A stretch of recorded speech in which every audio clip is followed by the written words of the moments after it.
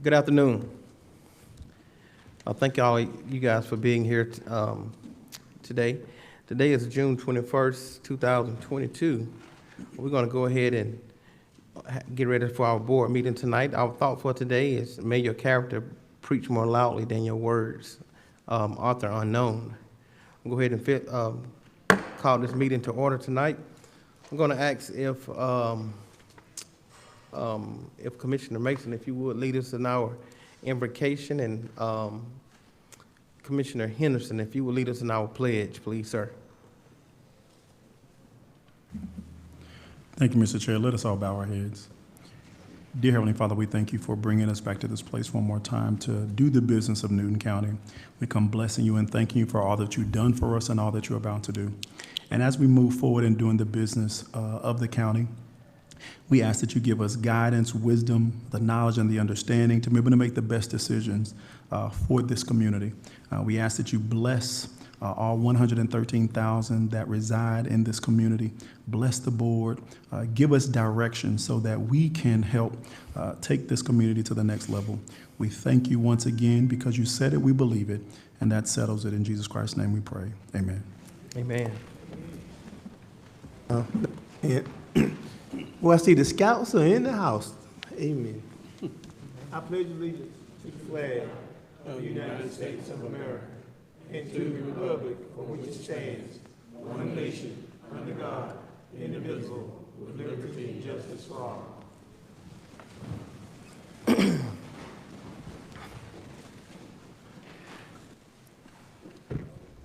Commissioners, I seek a motion that we adopt the agenda, please. Second. It's a motion by Commissioner Edwards and second by Commissioner Mason. Any discussion? All in favor? Pass 5-0. Thank you. Next on the agenda is citizen comments. This is an opportunity that we allow citizens to make comments about agenda topics only. Agenda topics only. You have 3 minutes to do so. Please state your name and your address for the record, please. Agenda topics only. Agenda topics only.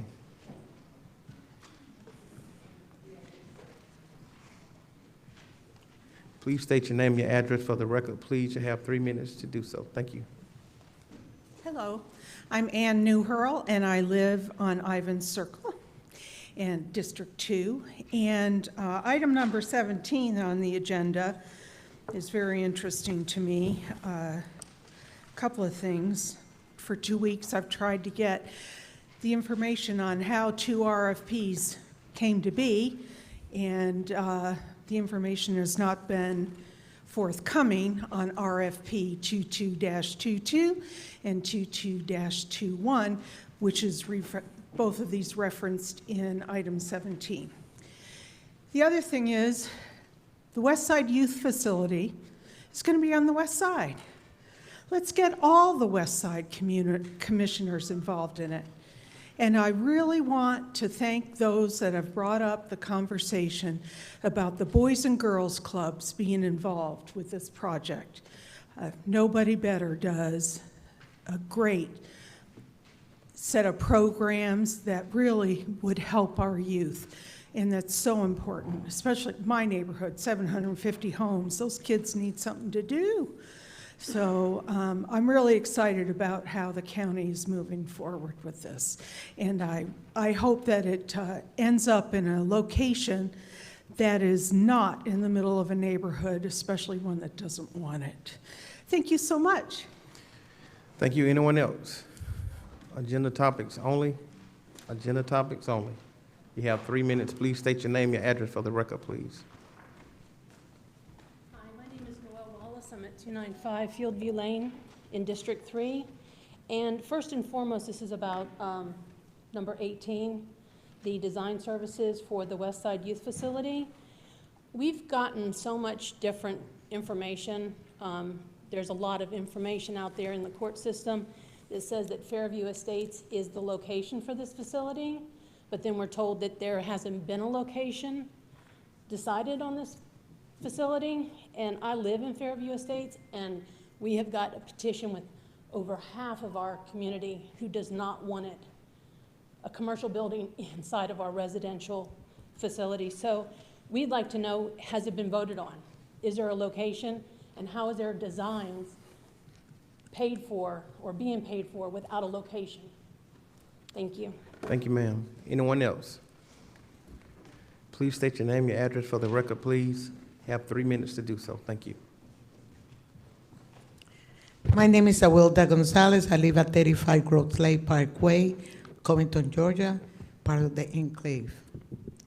I'm here today because I oppose the youth center to be located behind, in our backyards. As it is, we already got problems dealing with delinquency and children running on people's yards. So that will open the doors for more crime. That will open the door for our children not to be safe. As it is, the sheriff's office is overwhelmed. The time response, if something happened to one of those children,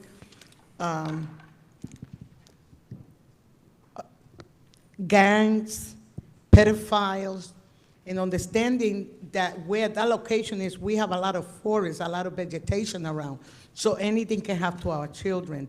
Also, car accidents. In the Fairview corridor, we got so many subdivisions, and children are gonna take that risk to cross across the streets to go into that building. You know, it's not fair to the elderly, it's not fair to those that invested their money. For now, you go ahead and put a center in the subdivision. They deserve to have peace. They deserve to enjoy their investments. Okay, so I ask you to please, that would increase our problems at the enclave, especially at the Highgate subdivision. So I thank you for your time. Have a blessed day. Thank you so much. Anyone else? Please state your name, your address for the record, please. You have 3 minutes to do so.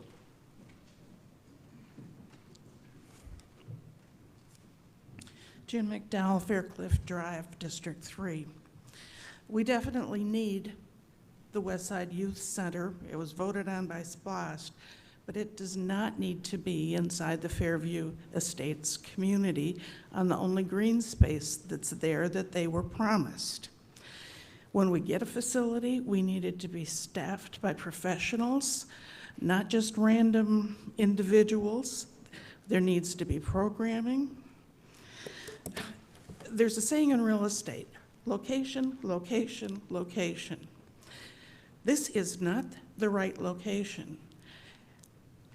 If we have to buy property, then so be it. Maybe for naming rights, someone will provide property in an appropriate location.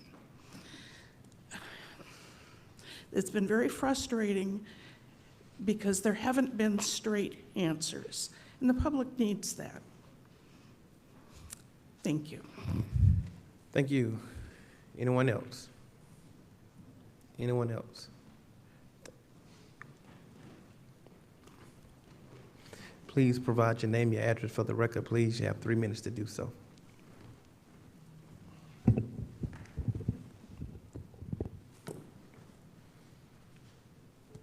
Thank you, Mr. Chairman, members of the board, and other county officials. I'm Gladstone Nicholson. I live in the Highgate subdivision off Fairview Road on Lakeside Circle. I'm here tonight for several reasons. I probably won't go into all of them, but I do want to second what all these other speakers have said about the appearances and planning, or maybe lack of disclosure or clear disclosure as to what's being planned for the District 3 or West Side Youth Facility. The reason why there is some, in my mind, I can't speak for everyone else, I'm confused a little bit because we have some planners here to design a building for a property which supposedly has not been determined as yet. So I'm not sure how you're going to design a building for a property that's not been determined, because I would think if you have a property that's on a slope, it's going to be designed differently from one that's on level ground. So that just leads me to think we're not being told everything in a timely manner. I think there's a lack of transparency here, and I hope tonight we can find out where that's being done. I have no idea what the board will eventually vote, how it will vote, but I do think the citizens of District 3 and the West Side need a little bit more transparency as to what's being done. And the other matter is the matter of the gas station on Brownbridge Road. I hope the board will take the planning board's recommendation and deny this application because it's really not wanted. And since it does not meet with all the cup use, what's the cup use again? Permit for in that aspect of the property, I hope the board will go along with the planning board and see fit to deny this application. And my time is up. Thank you. Thank you, sir. Anyone else?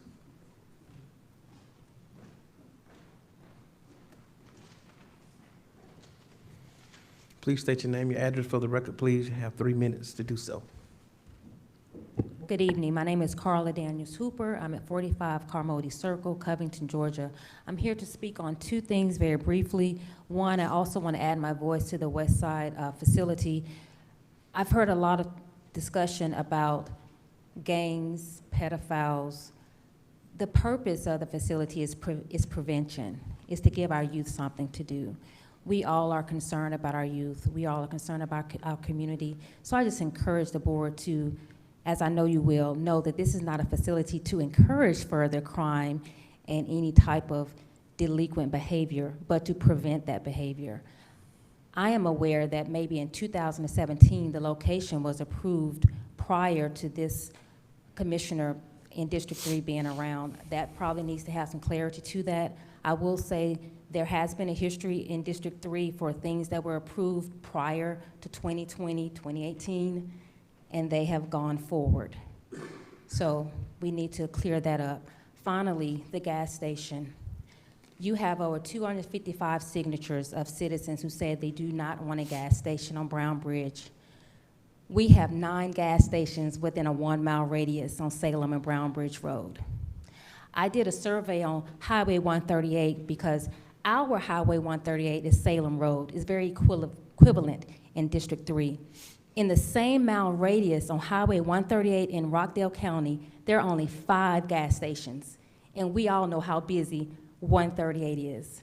For Salem Road to have 9, and with the addition of this unnecessary gas station, there will be 10, within a less than a quarter of a mile from a daycare center.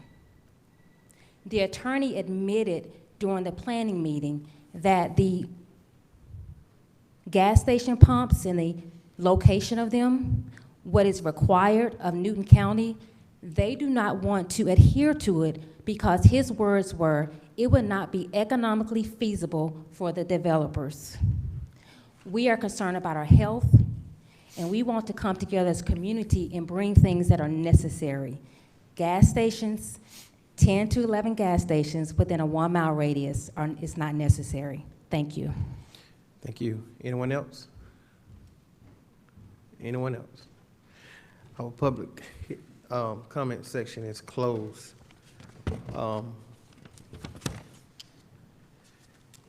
Due to we have a 7:30 zoning tonight, I'm going to combine the chairman's report and the county manager report. If you want to, if you don't have anything, okay, cool. Well, we do want to invite the Eagle Scouts up tonight, guys. If y'all want to come on up, Garrison, Mr. Garrison King of Troop 748. And Mr. Wyatt King of Troop 748. Guys, if you want to come on up. I'm sorry? Okay.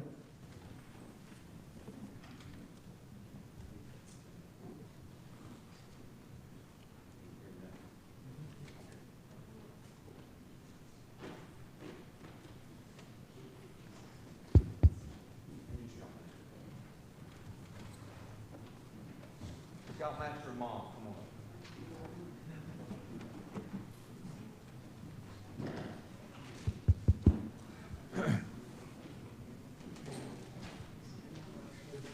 Okay, I will.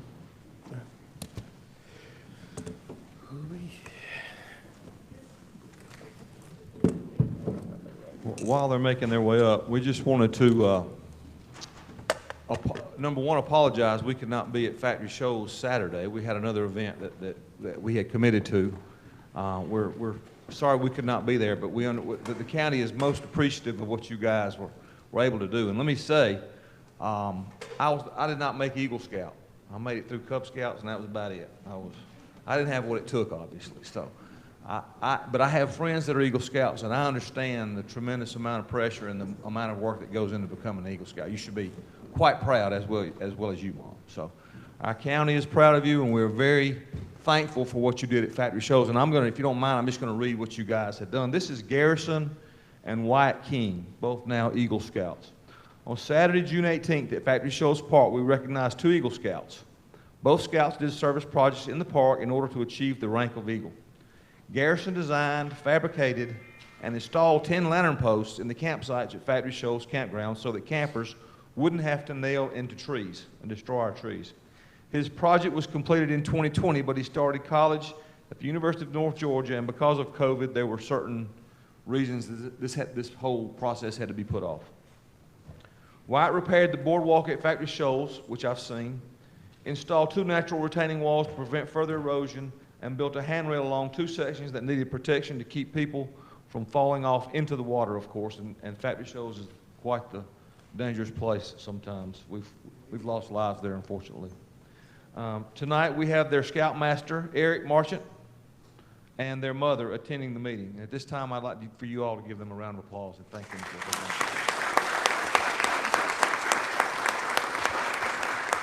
And I believe our chairman has a presentation for you there. Thank you, sir. Garrison, thank you so much, sir. We greatly appreciate the improvements that you did down at Factory Shows. And we got a certificate here that we want to give to you and acknowledge the hard work that you did. Thank you so much.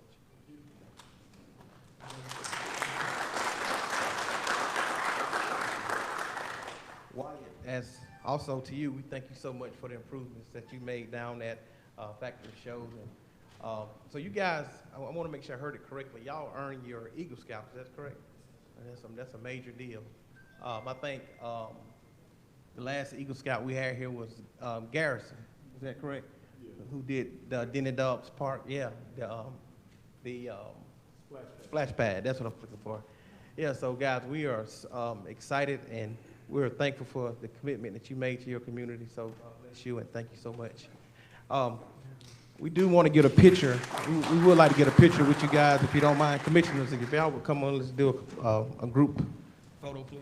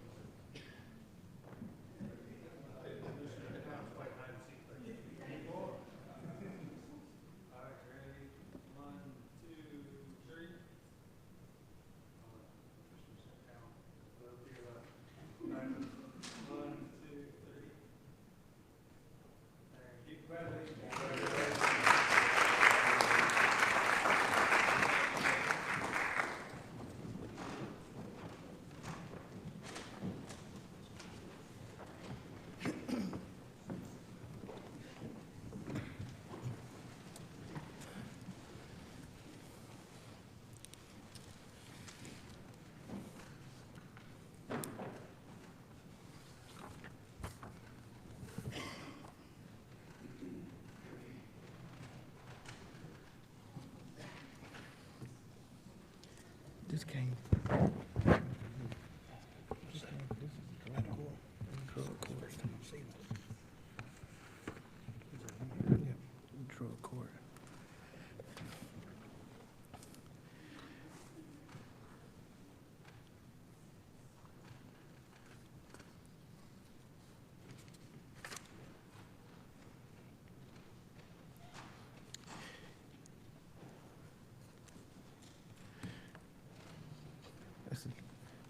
That's a appeal court agreement with Viewpoint Health and, Judge Wing Court. That's right. We want to add to the consent agenda. Yeah. All right. Commissioners, we do have an agreement that we, need to add to the consent agenda. It's something that we do every year. It's a contract with, one of the courts. I think it's Judge Wynn Court, Drug Court, in their contract with Viewpoint Health to assist them with their court. So we want to add that to the consent agenda tonight. That's for a motion to amend. Yeah. So I do need a motion to add that to the agenda tonight. So moved, Mr. Chair.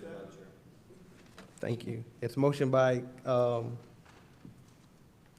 Commissioner Edwards and second by Commissioner Henderson. Any discussion? All in favor? Thank you. Now I need a motion that we approve the consent agenda. So moved. Can I get a second? Second.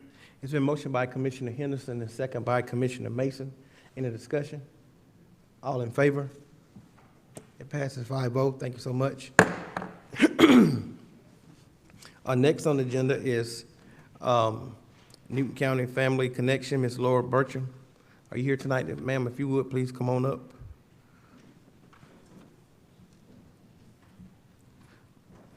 Ms. Bertram is requesting approval of the FY 2023 annual contract with Department of Human Services.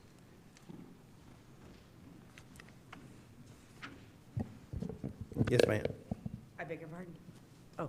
Thank you for being here tonight. Oh, thank you for being here every time that you are, all of you. We appreciate your work. Let me jump in for a quick second. Guys, if you could put your phones on vibrate, silent, that would really help us out a lot. Thank you so much. Go ahead, ma'am. Yes, ma'am. I want to say that the Georgia Family Connection Partnership has had a contract with the Department of Human Services pretty much since 1998. DHS requires that we go before the Board of Commissioner to request most respectfully and most gratefully that you serve as a fiscal agent. That happens in January so that we can submit our budget for our annual plan in February and know that the Board of Commissioners is aware. We then put the annual plan that we have worked on for the past year with partners, strategic teams, county leadership, and the families themselves to the state for DHS approval in March. We then return to the Board of Commissioners in June so that locally you can approve this plan of action, and it will serve as a contract between the Newton County Family Connection and the Newton County Board of Commissioners for fiscal year, this year, 2023. We have done this since 1998, and it has been an amazing, strong partnership, and we're very grateful for all of your support. Thank you so much. Guys, I seek a motion, please. So moved. It's been motioned by Commissioner Mason and second by Commissioner Henderson. Any discussion? All in favor? It passed 5-0.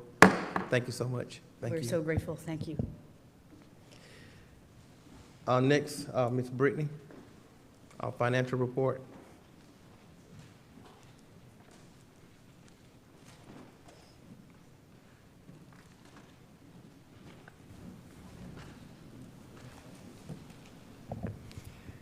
Good evening. Tonight I will be presenting the May 2022 financials. May is the 11th month of our year, which is around 91% complete with our fiscal year. So I will start with the general fund revenues. To date, our general fund revenues have come in at $77.6 million. So that puts us at 99.25% of our actuals to budget. So we have pretty much met our budget for the year. So I do anticipate we'll have a little overage in our revenues. Probably not much because June is a lower revenue month for us, but we should see a little bit of excess in the revenues this year. And these two graphs just show the per month breakdown and the actuals to where we are budgeted. Our general fund expenditures Year-to-date, we're at 64.7 million. That does put us at 82.24 million. That is trending a little lower than the 91%, but June is a revenue low month. June is a expenditure high month because we do leave June open for 2 months to catch all the year-end fiscal expenditures. And these two graphs just show the monthly breakdown and the actuals to budget. So at this point in the year, we are 12.9 million over in revenues and our expenditures, but that should decrease throughout the next month. We have 3 enterprise funds: Water Fund, Solid Waste, and Gaithers. The Water Fund, their revenue to date is 9 million, and that is at 90% of their collections. The expenses to date are 5.8 million. That's 61%. Solid Waste, their revenues to date is 6.5 million, so that's 95% of their budgeted, and their expenses are 4.7 million, so that puts them at 74%. And then our Gaithers and Factory Shoals Fund, their revenues to date are 285, and their expenses to date are 177. We have 2 active SPLOS, the 2011. We still have 1 project open there, which is the historic jail. We have several active SPLOS projects going on right now, so our current balance in the SPLOS is 33.7 million. In the month of April, we brought in 1.6 million in SPLOS collections, so we are currently showing 21.5 million over our original estimated collections, but we have distributed out most of that. And then in the impact fee fund budget, we have 4.4 million available in that fund. And I'll be happy to take any questions. Commissioner, you have any questions? Commissioner Henderson. Thank you, Mr. Chairman. Excuse me. I know throughout the budget process, especially since I've been here, I had asked a question concerning Gaithers, and that I wanted to ask the board as a whole to vote on whether or not we wanted to continue funding Gaithers Plantation. And I asked that maybe it's the position of the board that we continue funding it, but I just believe that we shouldn't be funding Gaithers Plantation or any plantation with taxpayers' dollars.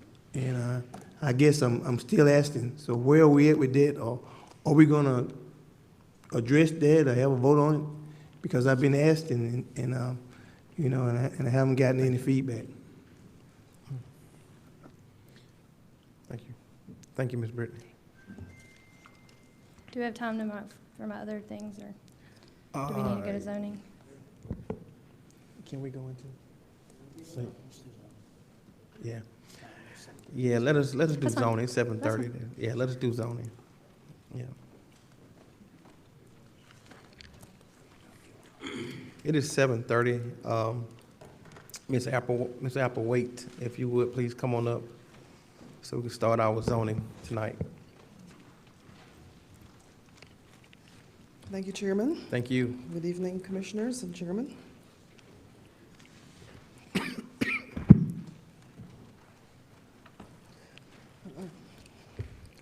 Yes, ma'am, we're ready. Thank you. Our first case today is, it's a Flume FLU 22-000001. It's located at Henderson Mill Road. Parcel size is 15 acres. Tax ID, it's 88-12C. The existing zoning is agricultural. The existing land use map is agricultural forestry. And the proposed land use is rural residential. It is located in the Bear Creek and Alcovy watersheds and in District 1. And our petitioner today is Loretta Lynn Bice. An applicant's intent is to designate the future land use to rural residential in order to seek a rezoning to be able to subdivide the property into 5 lots. In conclusion, this 15-acre parcel is currently undeveloped and vacant land. The proposed use is to have it subdivided into 5 single-family residential lots. And pursuant to the Newton Factory Charter Area appropriate land uses, rural residential is an appropriate land use request at this time. And should the board decide to approve this petition, staff is of the opinion that the future land use amendment may be appropriate in this area. There are no conditions attached to a future land use map amendment, since this is just a planning tool for future requests. And should a request be approved, a petition filed for rezoning, then conditions of zoning would be applicable to the rezoning request at that time. And the Planning Commission recommended approval of this flume on May 24th, 2022 by a vote of 3-0. So this is where it's an aerial of where it's located, off of Henderson Mill Road. And the current zoning is agricultural. The future land use map currently is agricultural forestry. And these are the two watersheds that it's located in. And this is a concept plan of how the applicant intends to subdivide lots. And I believe the applicant is here, and if there are any questions. Thank you. We're going to open it up now for the public hearing. It is approximately 7:32. The applicant and those that want to speak in favor tonight, you may come at this time. You have 10 minutes to do so. You may come at this time. Please state your name and your address for the record, please. The applicant and those that want to speak in favor tonight.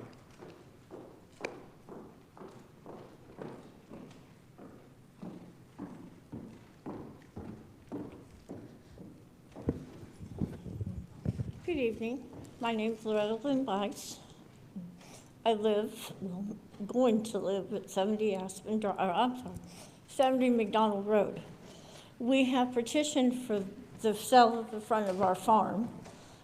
They're all going to be custom-built homes in the neighborhood of about $400,000, $350,000, $400,000.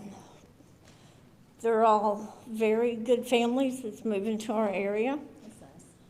Yes, it's her family. So we hope that you all will vote in favor of our development. Thank you so much. Thank you. You have anything? You have anything? No, I would just really appreciate it if y'all would allow us to be able to do this and to. Can you state your name for your I record? sure can. Thank I'm you. Lynn Smith, and I live at 55 Thrasher Road in Covington right now until I move out there. Okay. So anyway, I would really appreciate it if you guys would allow us to be able to do this. Thank you. Thank you so much. Anyone else would like to speak in favor tonight? Would anyone else like to speak in favor tonight? That portion of our public hearing is closed. We also allow 10 minutes for those that want to oppose tonight. You may come at this time. Please state your name and your address for the record, please. Anyone would like to oppose tonight? Anyone would like to oppose tonight? That portion of our public hearing is closed. Ms. Applewhite, if you would. Ms. Applewhite, if you would, please come on back up. I think this is in District 1. If I'm not mistaken.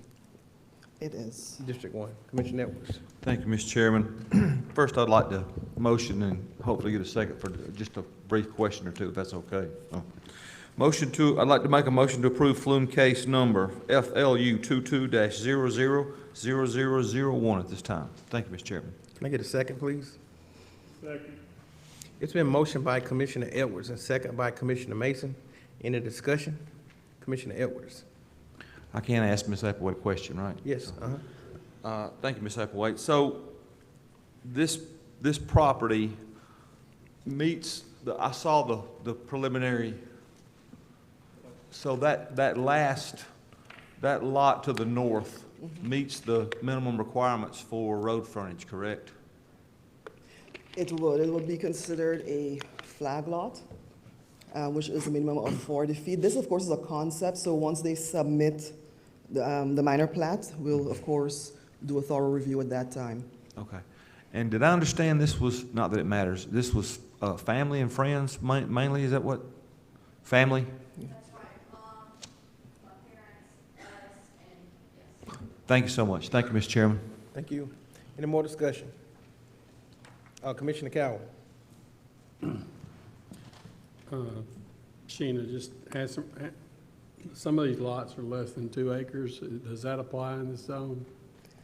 This concept is showing them actually, Commissioner, at 4 or over 2 acres, and then the fifth one is at 3 8.7. So this may be an updated, Hang on just a second, I was looking at mine. but they will be required to be at least a minimum of 2 acres once they do submit. Lot 2 and Lot 1 are less than 2 acres. Okay, I think we have an updated version on the screen. But to answer your question, sir, yes, they will be required to have a 2-acre minimum because of the watersheds. So when they do submit, Have they approved this plat yet? no, sir, this is just a concept. Okay. So those are gonna have to be, those lot lines are gonna have to be changed. Is that right? Yes, they've already done that with the new submittal. Oh, they've got So I do that. apologize, it's not in your packets. We may So have this is received an it old- after, yeah. This is an old, Correct. We may have received it after we send the packets out. okay. He good. He good, thanks. Anything else? Mr. No, Chairman. we good, thank you. Yes, sir. Thank you, Mr. Chairman. So, just so we're clear, there's nothing less than 2 acres on this map, on this drawing, correct? The current one, no, and when they do submit the official plat for review, it would have to meet that requirement, a minimum of 2 acres. I'd like to restate my motion if I could. Okay, can I do that, Mr. Chairman? Thank you, Mr. Chairman. So at this time, I'd like to restate my motion as motion to approve flume case number FLU 22000001 with a minimum of 2-acre lots. Yes, sir. Commissioner? Thank you. Again, it's been a motion by Commissioner Edwards and second by Commissioner Mason. Any more discussion? All in favor? It passes 5-0. Thank you so much. Ms. Applewhite. Thank you, Chairman. Our second case this evening is a conditional use permit for a dog training facility. It is case number CUP 22-000005.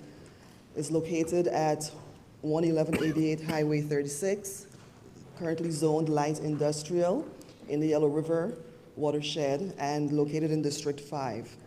The map and parcel number is 84-34C, and it's on 0.58 acres. And our petitioner today is Cheryl Freeman from the Freeman Law Firm.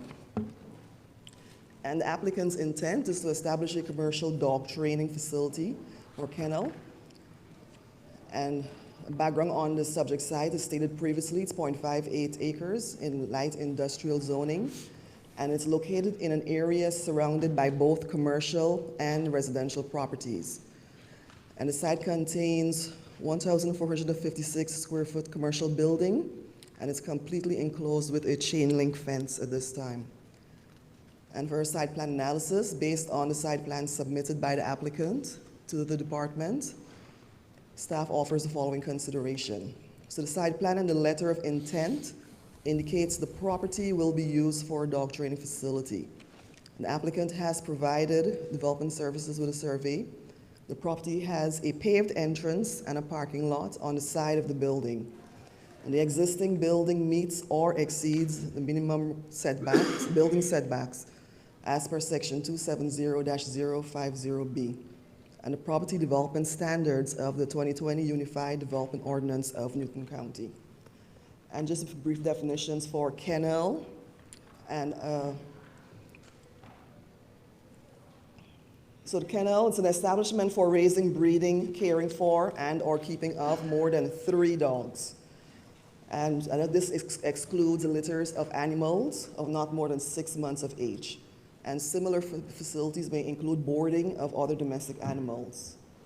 And just some additional criteria, section 510-355, the kennel for 4 or more. A, any building or enclosed structure for the housing of animals shall have a minimum setback of at least 100 feet from all property lines and at least 150 feet from any public right-of-way. B, all areas housing animals shall be completely enclosed by walls or fences at least 5 feet in height.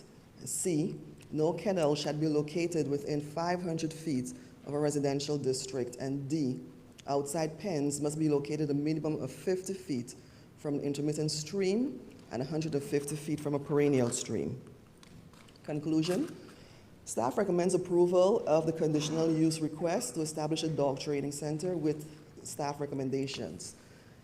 and the recommended conditions. Should this petition be approved by the Board of Commissioners, it should be approved for a conditional use permit for commercial dog training facility, subject to the owner's agreement to the following enumerated conditions. Where these conditions conflict with the stipulations and offerings contained in the letter of intent, these conditions shall supersede unless specifically stipulated by the Board of Commissioners. And 1, to the owner's agreement to abide by the following development standards. A, prior to the release of a business license, you must provide a copy of an approved fire inspection from the Newton County Fire Marshal to Development Services and complete an annual fire inspection from Newton County Fire Services. B, prior to any construction, addition of, or removal of walls within the suite or suites, the applicant must apply for all required building permits. C, obtain environmental health approval before the issuance of a business license. D, prior to the release of the business license, provide a parking plan to the Development Services Department for review and approval. And condition number 2, you must obtain an approved variance to section 510-060AC of the 2020 Unified Development Ordinance of Newton County. 3, you must submit and maintain state licenses from Georgia Department of Agriculture and submit yearly to Development Services upon renewing the business license. And 4, if continued use is desired, the applicant must come back before the Planning Commission after 2 years of obtaining a business license. And here we have the location of the property off of Highway 36. Zoning map, it is in M1 Light Industrial District. Future land use map, it's mixed use commercial. Watershed is the Yellow River. This is a survey that was submitted. And this is a street view of the current building in the yard. And we have the aerial view close up. And if there are any questions, and I believe the applicant is present, Chairman. Thank you. We're going to go ahead and open it up for our public hearing. Okay. Thank you so much. It is approximately 7:44. This is the opportunity we allow the applicant and those in favor 10 minutes to speak. If you would, please come on up now and state your name and your address for the record, please.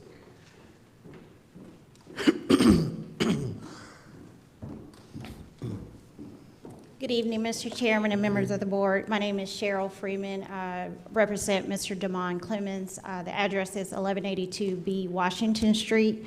Mr. Clemens is requesting a conditional use permit to establish a dog training facility at the location.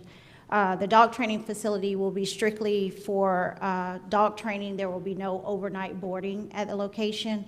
A little bit about Mr. Clemens. He's been in the dog training business since 2015.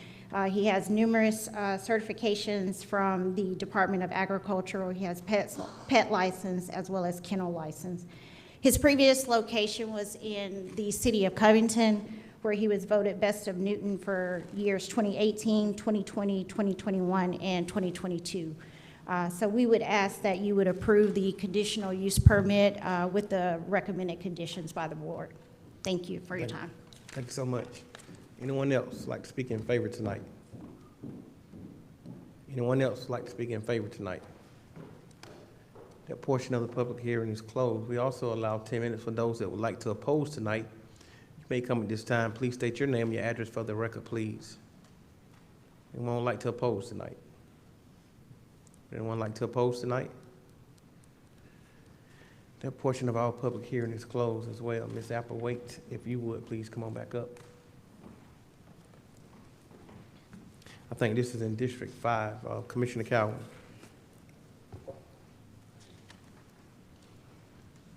You ready? Yes, sir. I make a motion to approve conditional use permit 22-000004 with the recommended conditions. Thank you, sir. Can I get a second? Thank you, Commissioner. It's motion by Commissioner Calvin, second by Commissioner Sanders. Any discussion? All in favor? It passes 5-0. Thank you so much. Next, Thank you, Mr. Applewhite. Our next case this evening, it's a rezoning case, and there is a companion case to it today as well, a special exception.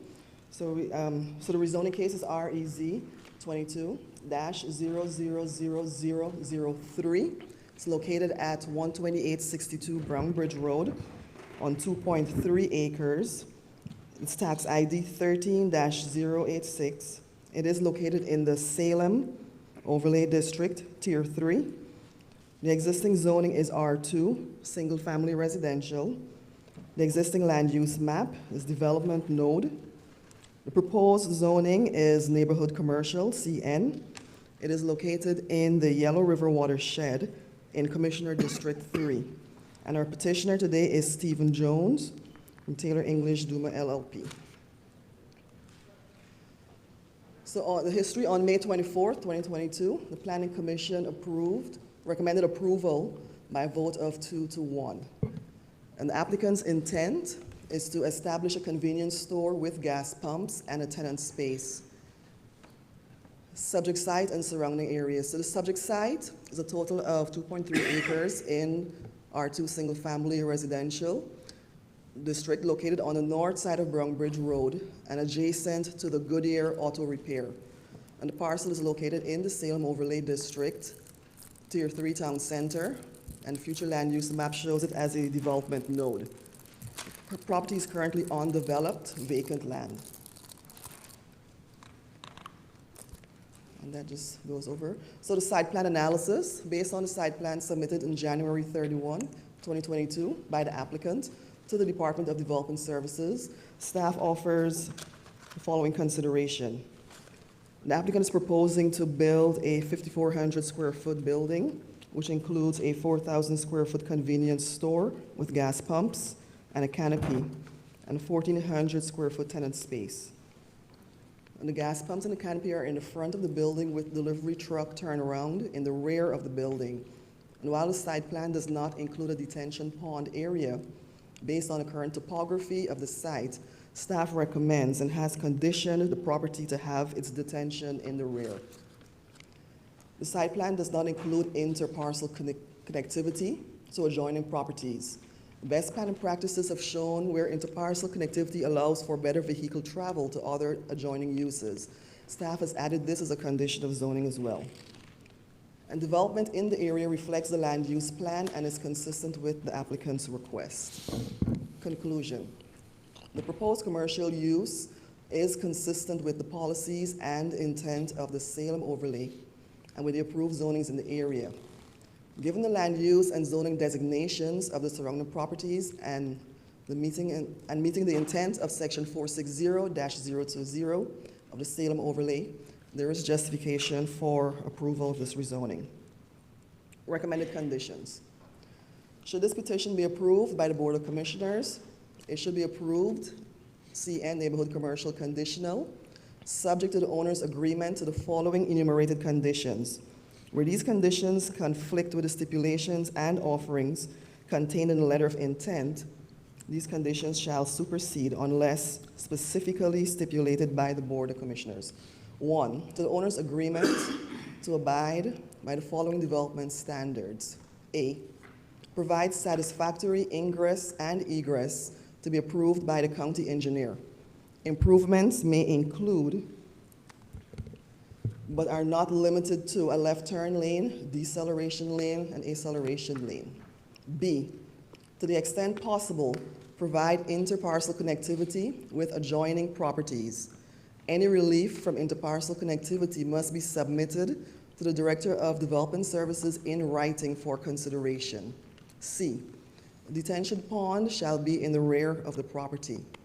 D, overnight parking of commercial vehicles on the lot is prohibited.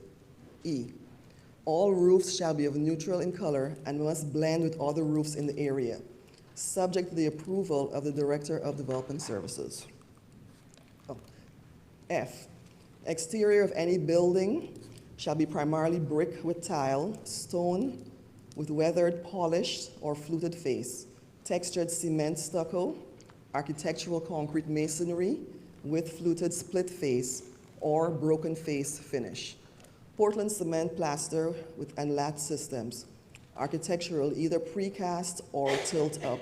Concrete, either fluted or with exposed aggregate finish or fiber cement board. The brick shall substantially match the colors of those used by Publix and Walmart at the intersection of Brown Bridge Road and Salem Road, subject to the approval of the Director of Development Services.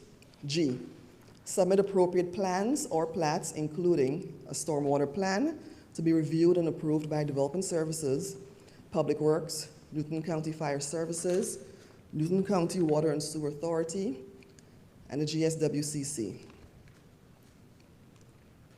And here we have an aerial view. This is the lot where the intended location will be. Existing zoning. Map it. The existing zoning is actually residential. The overlay tier, Salem Tier 3. Future land use map is a development node. The watershed, Yellow River. This is the concept plan that was submitted.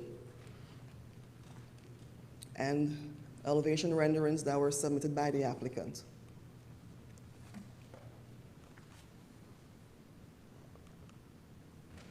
And if there are any questions, I don't believe the applicant is present, Chairman. Thank you. It is approximately 7:53. We're going to open it up for the applicant and those in favor tonight. You have 10 minutes to speak. If you would, please state your name and your address for the record, please. The applicant and those in favor tonight.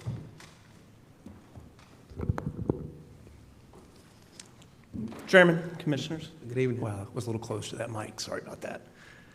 My name is Stephen Jones.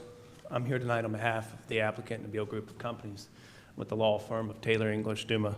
My address is 1600 Parkwood Circle, Suite 200, Atlanta, Georgia, 30339. Staff's presentation is spot on. Staff's recommendation and analysis is spot on. The Planning Commission's recommendation and analysis is spot on. Tonight, we'll ask you to vote consistent with those recommendations for approval, and the applicant consents to and stands behind staff's recommended conditions, as well as the Planning Commission's recommended conditions. Rather than reiterate the analysis that staff just went through, I'll touch on some of the high points that staff didn't have the chance to touch on. So, Nabil Group of Companies, the applicant, is an operator of Class A convenience stores with gas pumps in the metro Atlanta area. They have upwards of 24 stores operational or on the ground in the metro Atlanta area. The closest to this site, they have a site over on 138 in Conyers, outside of Conyers. Cell phone's interrupting me, Chairman, sorry. Guys, we're going to ask you, if you will, please put your cell phones on silent, please. Greatly appreciate it. And Chairman, at the law, can I reserve the remainder of my time for rebuttal? Okay. Thank you so much. You sure can. It's 8 minutes, 46 seconds. Not done, but I just wanted to say that I'll reserve. Oh, okay. Yeah, didn't get that in the opening. So, if you take a look at the staff report that's before you, and also as a procedural matter, I believe Mr. Jogsetter's got, we supplemented our application with a letter and standard objections, as you're familiar with. If you didn't get a copy, I've brought additional supplements as well. But I see Patrick nodding his head, so he's got it. If you look at the staff report, staff's gone through the four exclusive factors by which a application of this nature is evaluated, and those are A through G, and staff finds that those cumulatively all support approval of this request. It being in Salem Overlay Tier 3, as well as the development and the zoning of surrounding parcels. So with all that, we would ask that you approve this application. If you have any questions or concerns, be happy to address those at this time, and we'll yield the remainder of my time for rebuttal. Thank you. It's approximately 7:46:68. Thank Thank you, sir. We will reserve that time. Chairman, thank you. Thank you. Anyone else want to speak in favor, please? Thank you. Now we're going to open it up for those that want to oppose tonight. You also have 10 minutes to come tonight. If you would, please state your name and your address for the record, please. Anyone want to oppose tonight?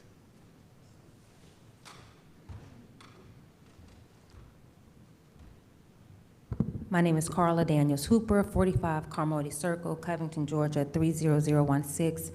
I've been a resident of Newton County for over 20 years.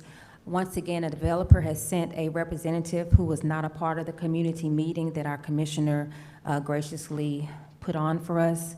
Had he been at that meeting, he would have heard the concerns of the community, the fact that we are not opposed necessarily to the rezoning, but we do not want yet another gas station. The research shows, and you can look this up in the Environmental Law Reporter, there are several studies that show that the emissions that come from gas stations and the trucks that come and put the gases in the tanks, they have been connected to carcinogens that cause leukemia and other forms of cancer. We've already stated there's a daycare center that is less than a quarter of a mile nearby. I heard today that they're wanting to put a retention pond in the back, which is where that daycare center is located. I'm really concerned about the environmental impact of the area that is already saturated with the 9 gas stations. There is another developer that is not presented today that's even looking to put another gas station on Salem Road, which will be 11. This is happening in other counties as well. We asked the developer if he would work with us to bring in a restaurant of our choice because he mentioned that he does have connections with restaurants and healthy grocery stores. It's disappointing that he's not here tonight to come together with the community to meet our needs, and yet again, an attorney is here that wasn't a part of those meetings. So we ask you again to work with the community and work with us to give us safe things that we require. Thank you. Thank you. Anyone else?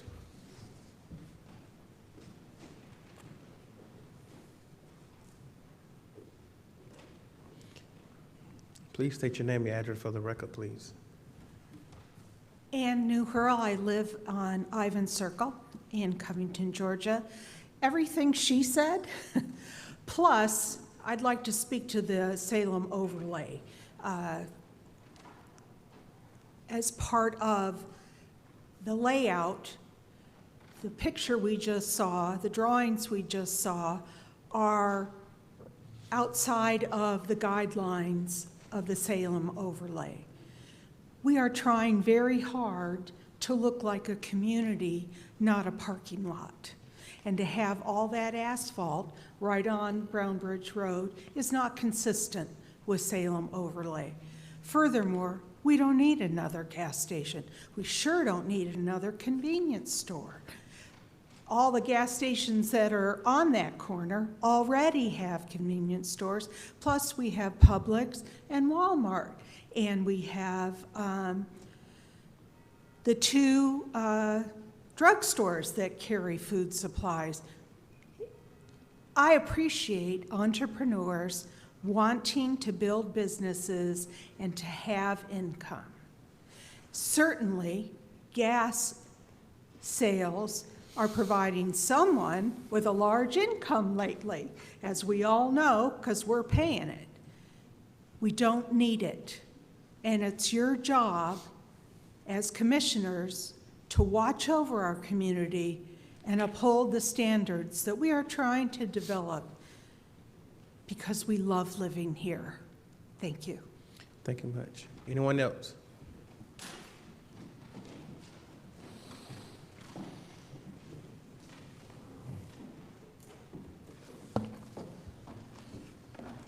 Good evening, everyone. My name is Teresa Waters.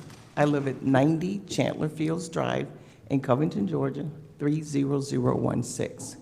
Once again, I will reiterate to Chairman Baines and to the committee everything these women have said. We were in that meeting, developers were not there. We do not need another gas station. I alone have counted, I have been in healthcare as of December 10th, 45 years. The carcinogens, as she spoke of, is not good for our environment.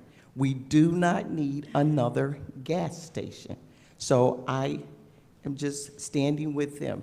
Please do not approve for another gas station to be placed within our district, which is not good for our health-wise. And we are looking for things that will come to our community that would better us, better restaurants, better stores, food, not fast food, not Dunkin' Donuts, not chips. I work every day where I see children with high blood pressures and diabetes before the age of 10. And this is uncalled for. So we ask that you stand with us, the residents of District 3, and do not approve for continuing pollution of our air. Thank you very much. Thank you. Anyone else? Anyone else?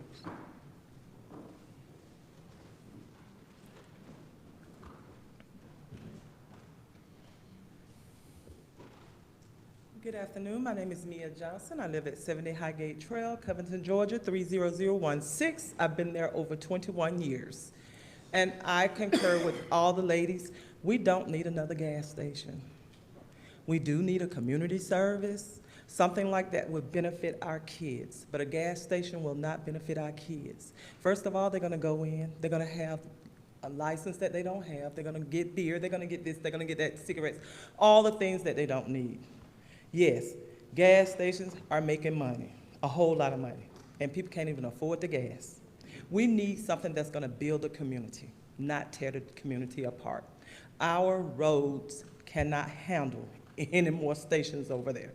Brown Bridge and Salem Road, it takes you 45 minutes to an hour just to get down that road on a daily basis. We need the roads widened. We need other things other than gas stations. I'm not against the people trying to make their monies, but I am for the people trying to survive. Thank you. Thank you. Anyone else?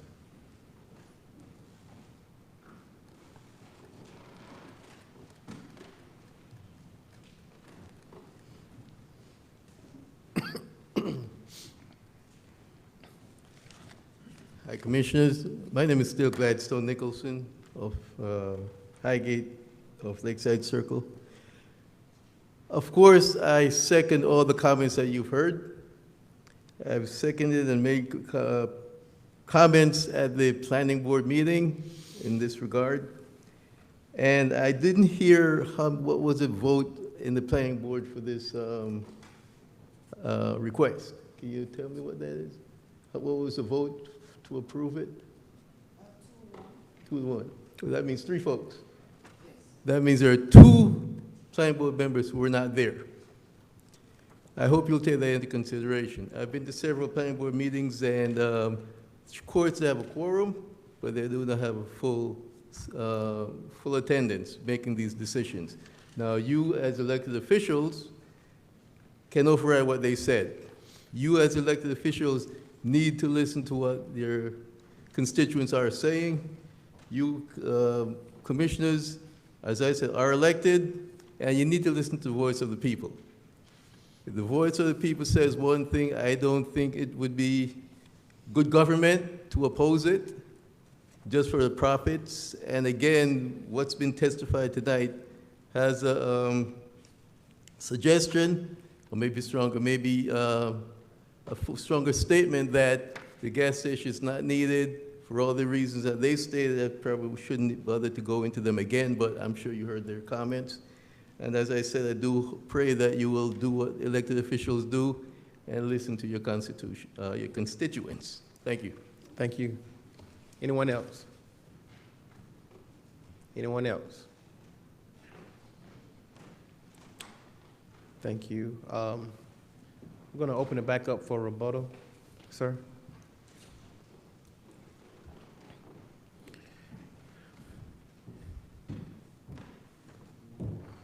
You. Information officer, could you please put up the PowerPoint as well? I believe Ms. Hernandez added that to the back of the deck. You have 7 minutes and 46 seconds. Thank you, Chairman. Thank you, Commissioners. Again, appreciate the opportunity to be before you. I am here today. I'm going to address some of the things you heard in opposition, and then talk more about the request while Ms. Applewhite pulls up PowerPoint. I am here today on behalf of the applicant. I'm the applicant's representative, and I have handled this application from start to finish.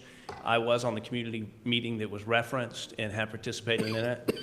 Like I said, have participated with this application from start to finish. But one thing about the community meeting that one of the ladies referenced is there was a request for a restaurant in this area or on this property, which is outside the confines of your zoning standards. And the question that's before you tonight, but trying to be a good neighbor and a good business person and enter the community with the right foot forward, we actually offered to the community for the tenant space to be held open exclusively for a period of months for a restaurant of the community's choosing, because we understand that folks don't apparently want fast food or anything like that in this area. And we've actually found a couple prospective tenants, a Mediterranean restaurant, a sit-down hamburger place, and again, we offered that as a olive branch or an opportunity to try to be a good neighbor and a good business person, and again, come into the community with the right foot forward. So we did hear those concerns, and we did our best to address them. However, I will direct you back to your staff report, and if you look at the staff report and you look at the Planning Commission's recommendation, the analysis of those zoning factors, and the question that before you tonight is whether this property is properly zoned as R2 or whether it's more properly zoned as a commercial zoning district such as CN. If you look at the county's future land use map, as well as the Salem overlay, as well as consistent zoning decisions of this board and development in the area, and again, the staff report and the Planning Commission recommendation, all those things overwhelmingly point towards one unavoidable conclusion, that rezoning this property from R2 to CN is appropriate. On the issue, someone mentioned environmental concerns. If you look at your staff report, you'll see that the staff concluded that that is not the case. Also, there was a comment about there being too many gas stations in the area. If you'll look in the Salem overlay, there's a shell at the northwest portion of the intersection, and my laser pointer's not working, but that's a Shell gas station on the northwest corner. As part of GDOT's widening of Salem Highway, that gas station's going away. This convenience store with gas pumps and restaurant tenant space is intended to replace that gas station in the overlay. So we're not talking another gas station, we're talking the same amount of gas stations. Finally, I want to talk to you about the applicant. And if you've been in the area there or in the overlay, the Salem overlay, there are a variety of grades of gas stations, and I think we all acknowledge that. I want to show you the grade of gas station, the closest one to this that the applicant owns and operates.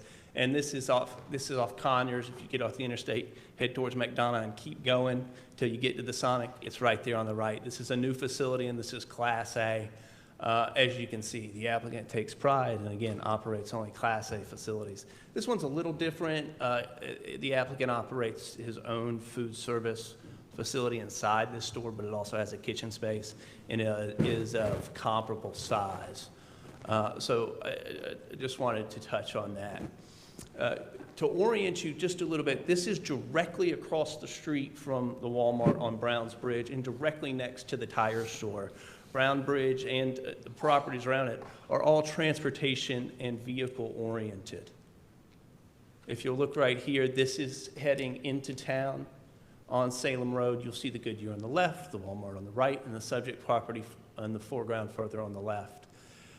This is your Salem overlay.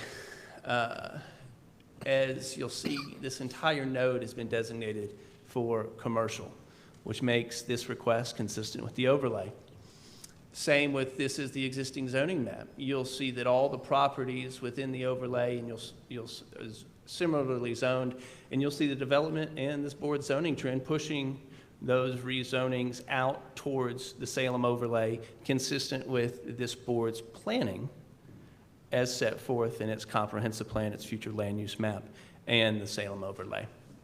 This is an overlay, a site, and here are some illustrative renderings.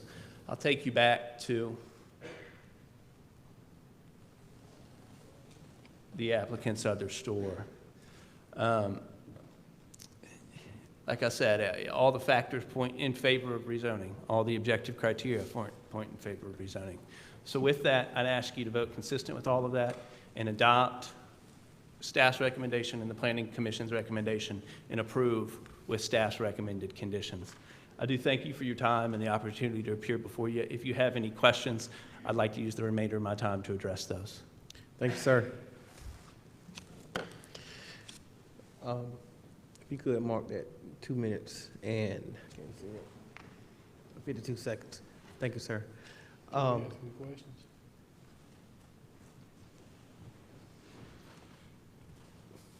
Is it okay? Let me Do what get a you gotta motion. do. Yeah, let me get a I'll ask motion you some from questions. Commissioner, Ms. Applewhite, if you would, please come on up. Give me 1 second. Okay. If you could, sir, if you could, can you hang around for a quick second? Commissioner Sanders, I think this is District 3. Thank you so much, Mr. Jones, and I want to thank all the citizens who actually keep me alert and informed of what you want in your community. I am a commissioner that goes with my community and I listen, and sometimes we may butt heads, but I also listen to what you have to say. I did host a town hall. I host a town hall every 4th Monday of the month and have developers and so forth come on that town hall. Mr. Jones was actually on that town hall. But also on that town hall were residents who lived in the area, myself 16 years, but it wasn't about me. It was about the other residents, some 20 years and some plus years in the community. And they expressed what they wanted. They expressed what they wanted to see in their community. And I asked the question to a lot of developers and many people that come up here, do you have 14 gas stations in your subdivisions? Are you around your area? I always ask that question. Do you have that in your area? Would you want this to be in your area, just to be fair? I want to just show you something. Chick-fil-A, Walmart, Taco Bell, CVS, Walgreens, McDonald's, Zaxby's coming about, Popeyes, Wendy's, the gas station that's also at Walmart and across the street to Circle K. And as he mentioned, the other Shell station is going away, but another developer actually came up to build another gas station, which is going to be about on the schedule. So we look at all of that and we speak about traffic on Salem Road. Not only Salem Road, Brown Bridge. We're trying to find the dollars right now to expand Brown Bridge, which we have not found or located at this particular moment. And so as a resident that lives in District 3, as a resident that lives in Newton County, I'm not just a commissioner, I'm a taxpayer. And I also say that it's too many gas stations. I have a notice from a young lady who has a facility for veterans where she treats PTSD and so forth. And bringing about these various things affects those patients that's in that area. So we have to think about, and I hope the commissioners also look as well, what we're bringing into those areas. And I know many of you don't live in the area, but I do. And these citizens these residents that just came up there do live in the area. And so I ask, I'm gonna make a motion to deny the zoning for case number, whatever you stated earlier, case number, I'm sorry, I don't have it in front of me right now, case number 00005, or was it one? It is 003. Three. In regards to the motion that I just made, I'm moving to deny, making a motion to deny. Let me, it's REZ. REZ 22 000003. Three, yes. Can I get a second, please? It's been motioned by Commissioner Sanders and second by Commissioner Henderson. Discussion. Commissioner Cowell. Thank you. Let me get the lawyer back up there.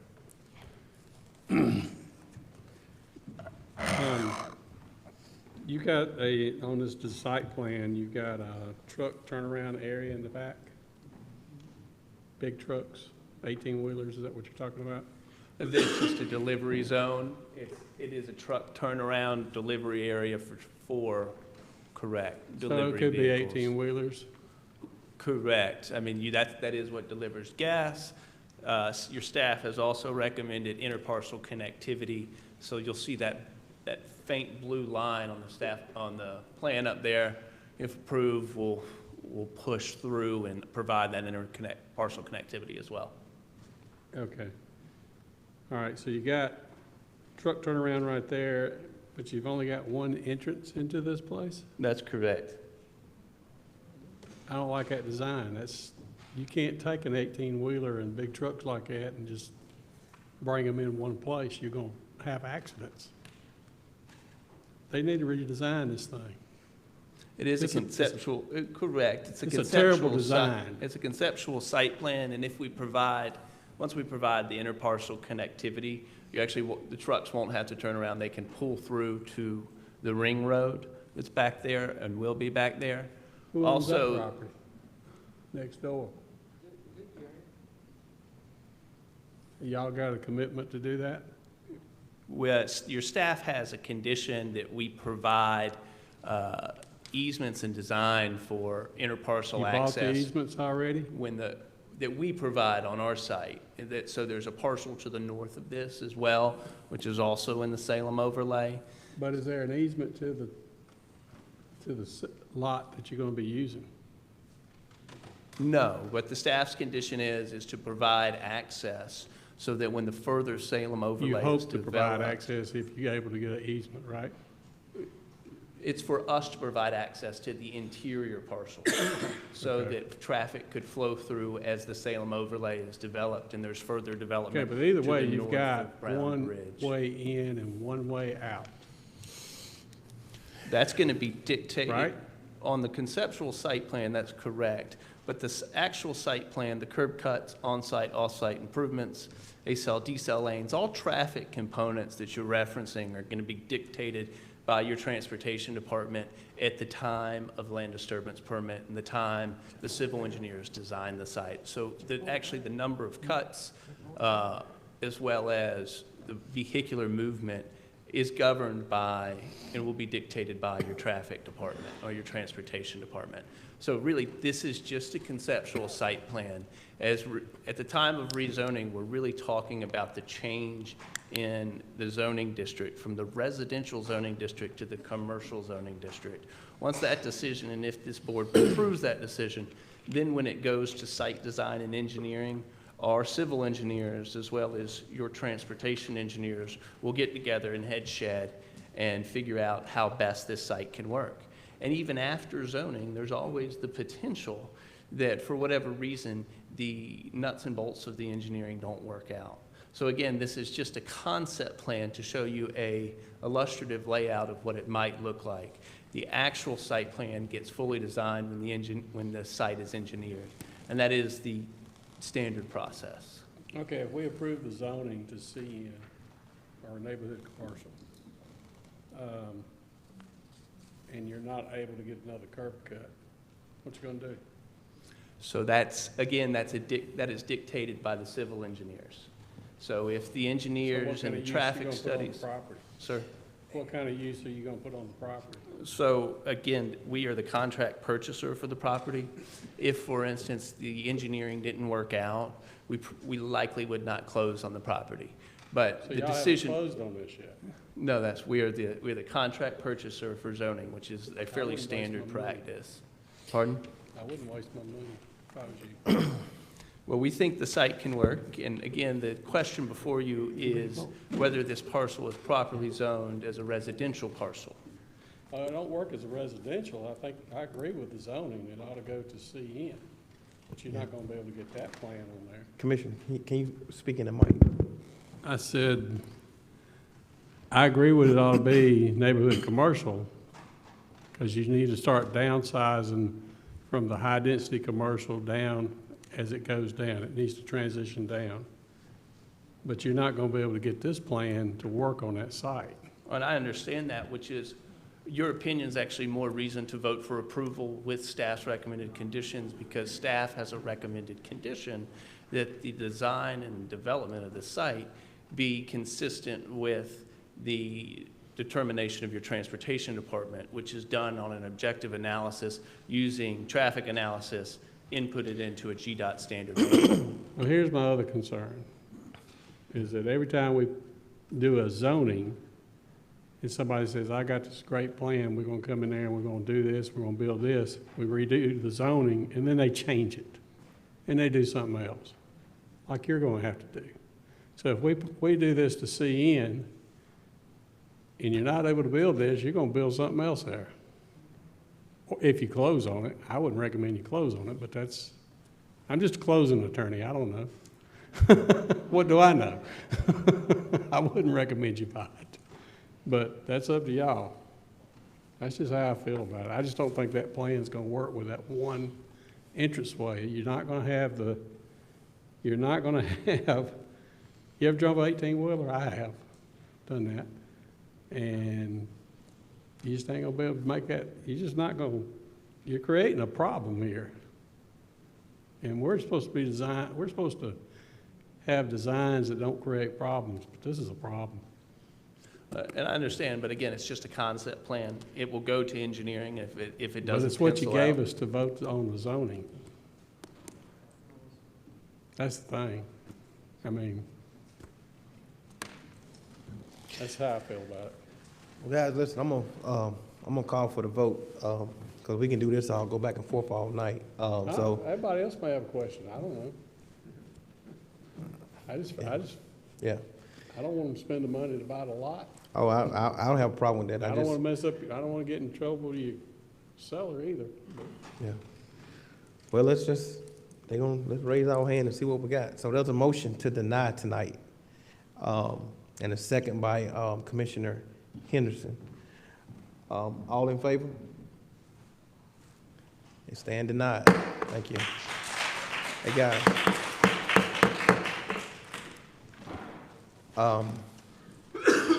Ms. Applewhite.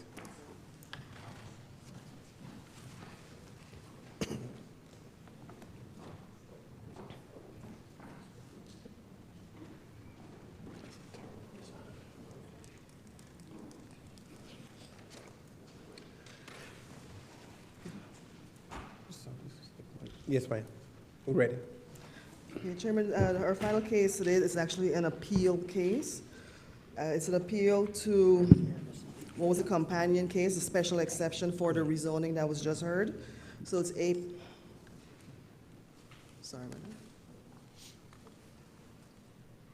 It is APP 22-000001.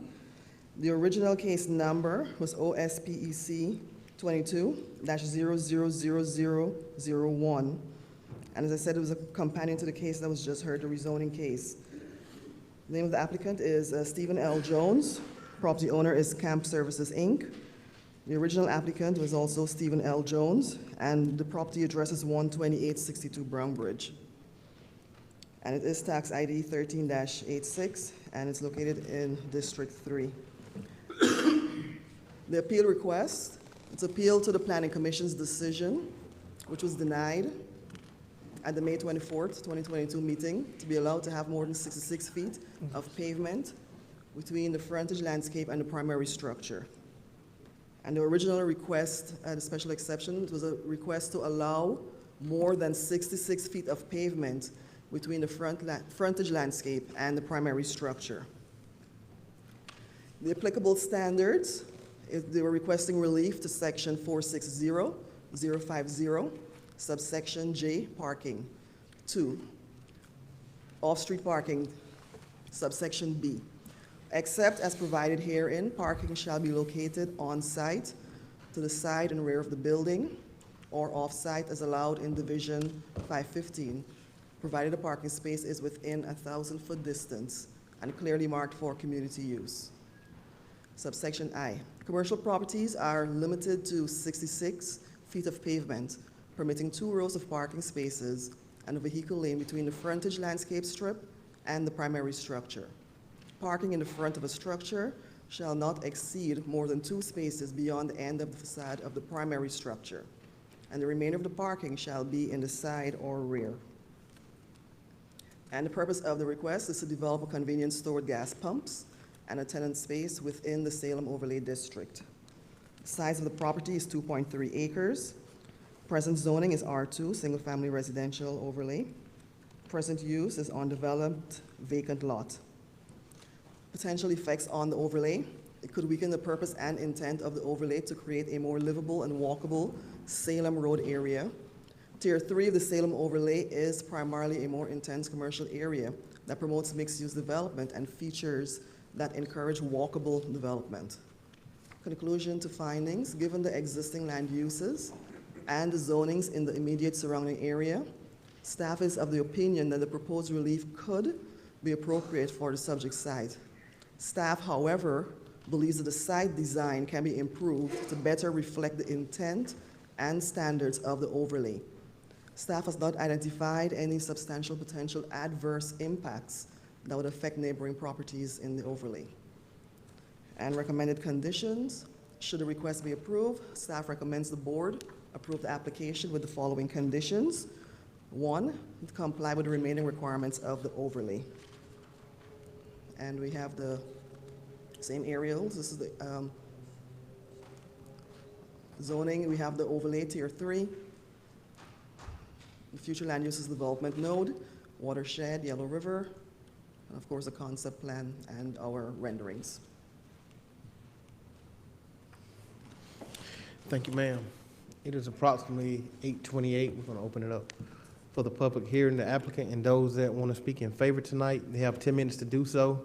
You may come at this time, the applicant and those that want to speak in favor tonight.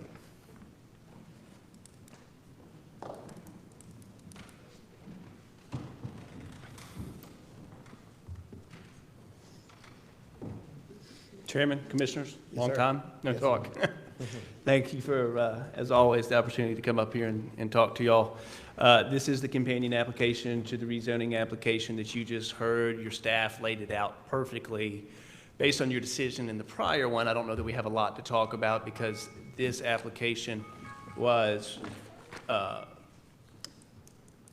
they were companion applications, right? So with the rezoning denied, I don't know that we have a ton to hash out here. We do believe that the evidence presented weighs in favor of approving this, as do all the factors and the analysis of those factors set out in your zoning ordinance, which there's an analysis in the materials that we submitted in our letter of intent. I'll stand behind those at this meeting. I also stand behind the staff's analysis of those factors. Just like the last application, we support and consent to the applicant supports and consents to staff's recommended conditions. And for the record, since I am back up here, my name again is Stephen Jones, law firm of Taylor English Duma, LLP, on behalf of the applicant and the Beal Group of Companies. My address is 1600 Parkwood Circle, Suite 200, Atlanta, Georgia, 30339. So with that, again, I'll incorporate all of our written materials that we've submitted for you, stand behind staff's recommendation, ask you to approve it as, again, the evidence weighs in favor of support. Thank you very much. I'll reserve the remainder of my time for rebuttal, if that's okay, Chairman. Yes, sir. 8 minutes, 26 seconds. That was quick. Yep. And if you have any questions on this application, be happy to answer those now. Thank you. Now we're going to ask for more, see if anyone else have any thing they would like to say. Anyone else would like to speak in favor, please? Anyone else would like to speak in favor? All right. Now we're going to allow the ones that want to oppose tonight. If you would, please come tonight, state your name and address for the record, please. You have 10 minutes to do so. You may come at this time. You may come at this time. Don't come, y'all. Don't come. Don't come. Don't come. Don't come. Don't come. Carla Daniels Hooper, 45 Carmody Circle, Covington, Georgia, 30016. This is actually, just for the record, again, there are several citizens who are opposing this gas station, but I also want to make a public comment because I'm kind of emotional. What I just saw Commissioner Cowan do just warmed my heart. We are just regular citizens. We don't understand all the ins and outs of these zonings. This is what we asked for. We elect you because you have the expertise. All we want is a safe place to eat, safe environment for our children, And it is frustrating to hear the attorneys give their attorney language, and people think I'm an attorney, I just think like one sometimes, but I'm not. What you did, sir, thank you. Please continue to ask the questions that we just don't know to ask, and if we knew, we would ask them. So we do want to be one Newton. We want to be one Rockdale County. We want to bring more things so we don't have to keep going down to Fulton County for a nice restaurant, for a Whole Foods and a Trader Joe's, right? Newton County, Rockdale, DeKalb, we're all asking for the same things, y'all. So let's really be the one Newton that I know we are in our hearts, because our children want it. We don't have anywhere to go, gas is too high. So let's bring the restaurants, the nice restaurants. No more Dunkin' Donuts, burgers, you know. We know what we want. So I just want to say thank you. And I'm sure many of us want to say thank you as well. Thank you. Anyone else?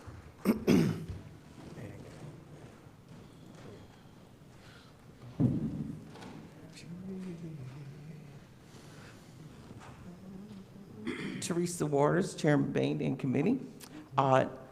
Teresa Waters, 90 Chandler Fields Drive, Covington, Georgia, 30016. I second the motion of my neighbor of everything that she says. Once again, I will iterate. We're looking to teach our kids about nutrition, portion control, how to select, how to eat out, and not bag of chips and hamburgers. Hamburger is not one of the 4 basic food groups. Take a nutrition class. Our kids like more than hamburgers. We want to teach them about vegetables and portion control, and they have these things in their own community that we don't have to take them out. We want to rotate our dollars to stay within our community and not always have to go out our community to receive and teach them. So I ask of you, the Planning Commission denied this petition a vote of 3-0 on May the 24th, 2020. I ask that you vote 5-0, that you unanimously deny this offer once again. Thank you. Thank you. Anyone else?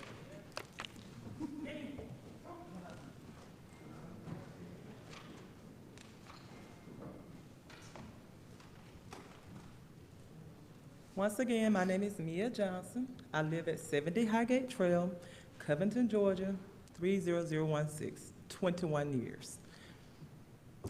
I used to work in Newton County, and I enjoyed my employment here for Newton County. And I love living in Newton County, and nobody can't run me out. I used to work in a convenience store, by the way. And I can tell you this, when he pulled that big 18-wheeler in there with one way in and one way out, that thing is gonna be parked all the way across that building. So if an emergency happened there, there's no help for us. And he's gonna have to back that big thing out into the middle of the street. And guess what? That street is so busy, I don't know how he's gonna get out. And that street is busy 24/7, 7 days a week. Brown Bridge and Salem Road. People are leaving the area because they can't get up and down the street. When I came here, you could get up and down that road easily. Now, an hour, 30 minutes, you work downtown and you need to leave your house an hour and a half early just to get to work. That's crazy. And yes, gas is too high. It's almost $7. I'm not rich. I don't work for Newton County anymore. So guess what? I can't afford this gas. And we need the prices to drop. So the more gas stations, the higher the prices. The less money Newton County gonna have, their people gonna have to spend on other things. We need other things in Newton County than gas stations. How about a community garden? We need positive things, and this is not gonna help our community. And I know the tax money is good, but guess what? We can get tax money on something else.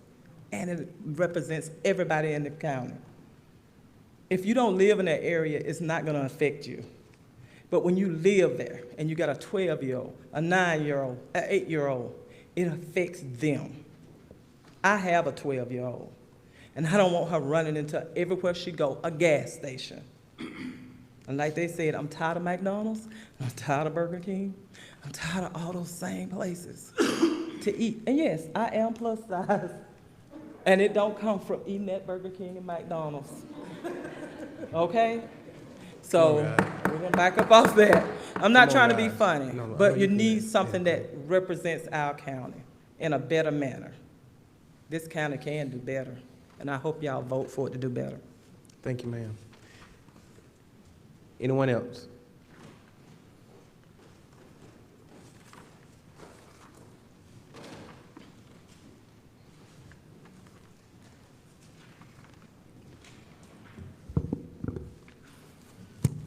Gladstone Nicholson, once again, commissioners. I pray you all listen to those forceful voices of our neighbors from District 3. I'd like to say we're a powerful community, a powerful district. Even though we have the same number of folks as all the other districts, I think we're powerful to the highest level, to the highest degree. And I thank you very much for hearing those voices. Now, you were thanked, Ronnie, Commissioner Cowan, about your perceptiveness from real estate. And I must tell you, Commissioner Stan, at the planning meeting, your planning board member made some very astute points on this, what's being appealed now. He probably did the same thing that Ronnie did tonight, because he gave the community the idea or the insight that we needed to say, hey, we can win this thing. Not just because it's our desire to not see it done, but the law is on our side. The ordinance is on our side. And I pray that you will easily vote no to deny this request. Thank you. Thank you, sir. Anyone else? We're going to open it. Mr. Jones, would you like to rebuttal? Just briefly, Chairman. Okay.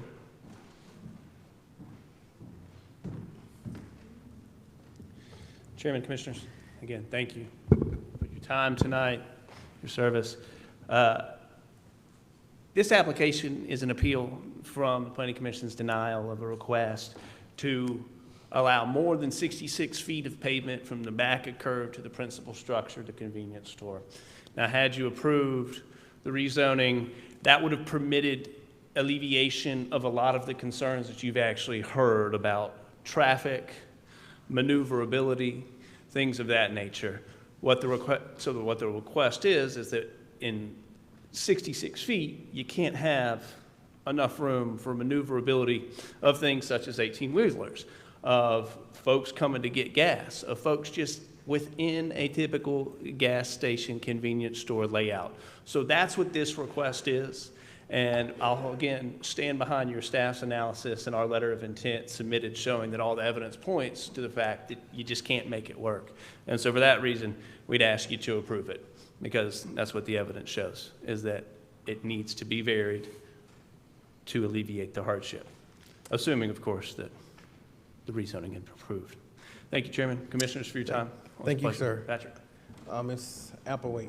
I think this is in District 3 again, Commissioner Sanders. Thank you, Mr. Chairman. As the Planning Commission denied the petition by a vote of 3-0, we as the Board of Commissioners put our residents, our neighbors in place so we can hear from the community, and that's why they are placed on. We appoint them to be put on the Planning Commission. So today, my motion is to deny the appeal case number APP 22-00001. Can I get a second, please? It's been motioned by Commissioner Sanders that we deny this, and second by Commissioner Henderson. Thank you, sir. Any discussion? All in favor? Stand denied. Thank you.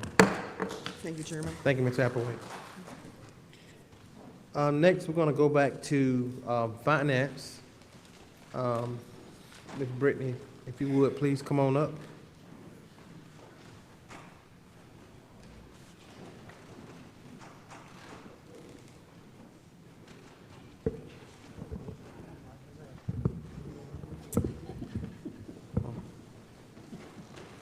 Thank you. Tonight I have a budget transfer in front of you for a donation that the Animal Services Department received of $7,124. This donation is to be utilized to go toward the surgery suite that they are currently constructing, and the surgery suite funding is housed in the Capital Improvement Fund. So this transfer will just be moving the money from the general fund to the Capital Improvement Fund. Are there any questions? Thank you. Let me get a motion. I seek a motion, please. Can I get it's been motioned by Commissioner Edwards and second by Commissioner Mason. Any discussion? All in favor? It passes 5-0. Thanks. Thank you, ma'am. I got one more thing. Okay. Number 13. Number 13 is the selection of the ARPA consultant. There was a committee put together that consisted of James Brown, our Water Resources Director, Chester Clegg, our Transportation Director, Kathy Davis, our Grants Coordinator, and myself. And there were 8 bids that were placed for the ARPA consultant. We narrowed it down to 3. We conducted interviews with those 3. There were 2 that were potential, and really it just came down to price. So we would like to award the contract to a company called I think it's iParametrics is the way that they pronounce that. And the contract would be $420,000, and that would span over the course of the full ARPA time frame. So it could run until December 31st, 2026 if we so needed it. And are there any questions?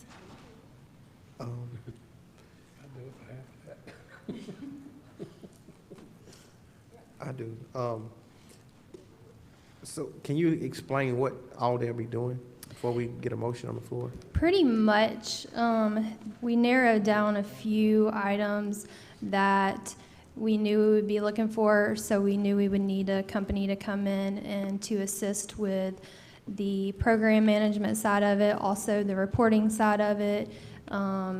So those are like the 2 main things, but their contract pretty much stated that any services that the county would require. So if we wanted them, they also can design apps.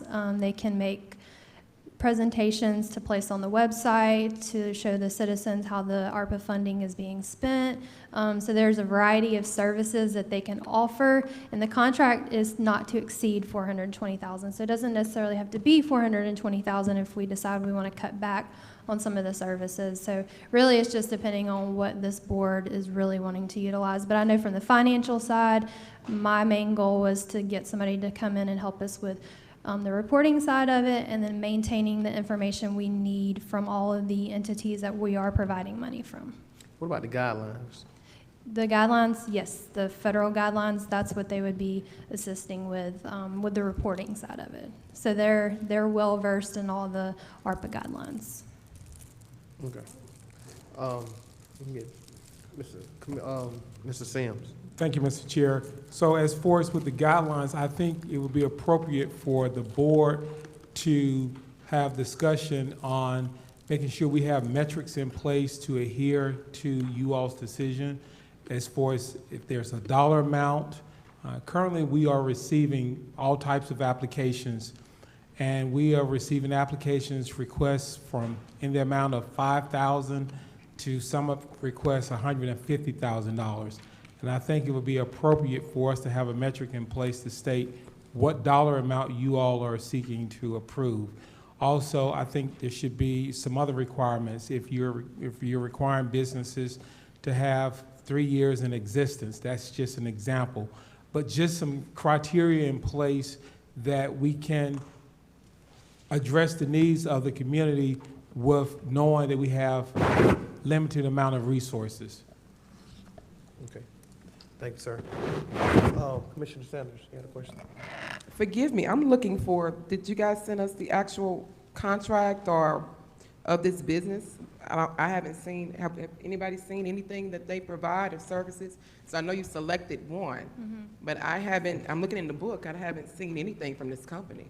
Is there not a contract in there? There's the contract, but it references their proposal, and I don't have their proposal. I would like to see their qualifications, who they've worked with, because if they've worked with ARPA, they should work with other counties or various municipalities, so I would like to know those details. Okay. Because that was not even provided to us, and I don't feel comfortable voting on something I haven't seen. Okay. I apologize. I did not realize that those did not get attached. Okay. Well, we did, just so clarity, we did adhere to you all's recommendation as far as having an RFP. We did go through the necessary process of having an RFP out there. As Director White indicated, we had 8 participants who submitted proposals. We narrowed it down to 3, which they interviewed and had to present. And based on those 3 proposals, the committee, as she indicated, a group of the directors that comprised of the committee made the selection of this particular RFP. Commissioner Sanders. I know that we want to move forward with the consultant. I agree with that. But I want to make sure that I'm moving forward with the right individuals. I would like to see the top 3 also, and a reason why you selected that. That's just, maybe everybody else may not. I love to read information. I like to see that. So I would like to make a motion to table this until all the information is provided to the commissioners so that we can see the information to properly vote on this. You're saying up to $500,000, that's a lot of money and it's federal dollars. So I want to make sure that I'm doing it correctly. So if we can get those materials and vote, we kind of talked about that last meeting, make sure commissioners have all the information so we can vote properly. So I would like to table this until we receive the documents, if we have to do a special call to vote on it, whatever it may be. But I know I like to be prepared to make sure I'm seeing everything before I vote.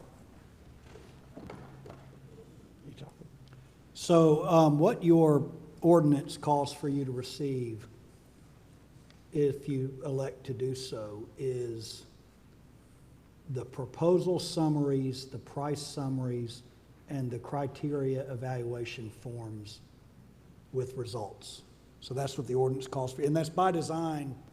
It's the RFP process in your policy is by design intended to have the committee as opposed to the board members review all of the underlying information. So you're saying the board cannot see the company that they're about to approve to pay almost $500,000? No, it would have you would receive the proposal summary, which is what the proposal was. Yeah, we haven't received that. Submitted.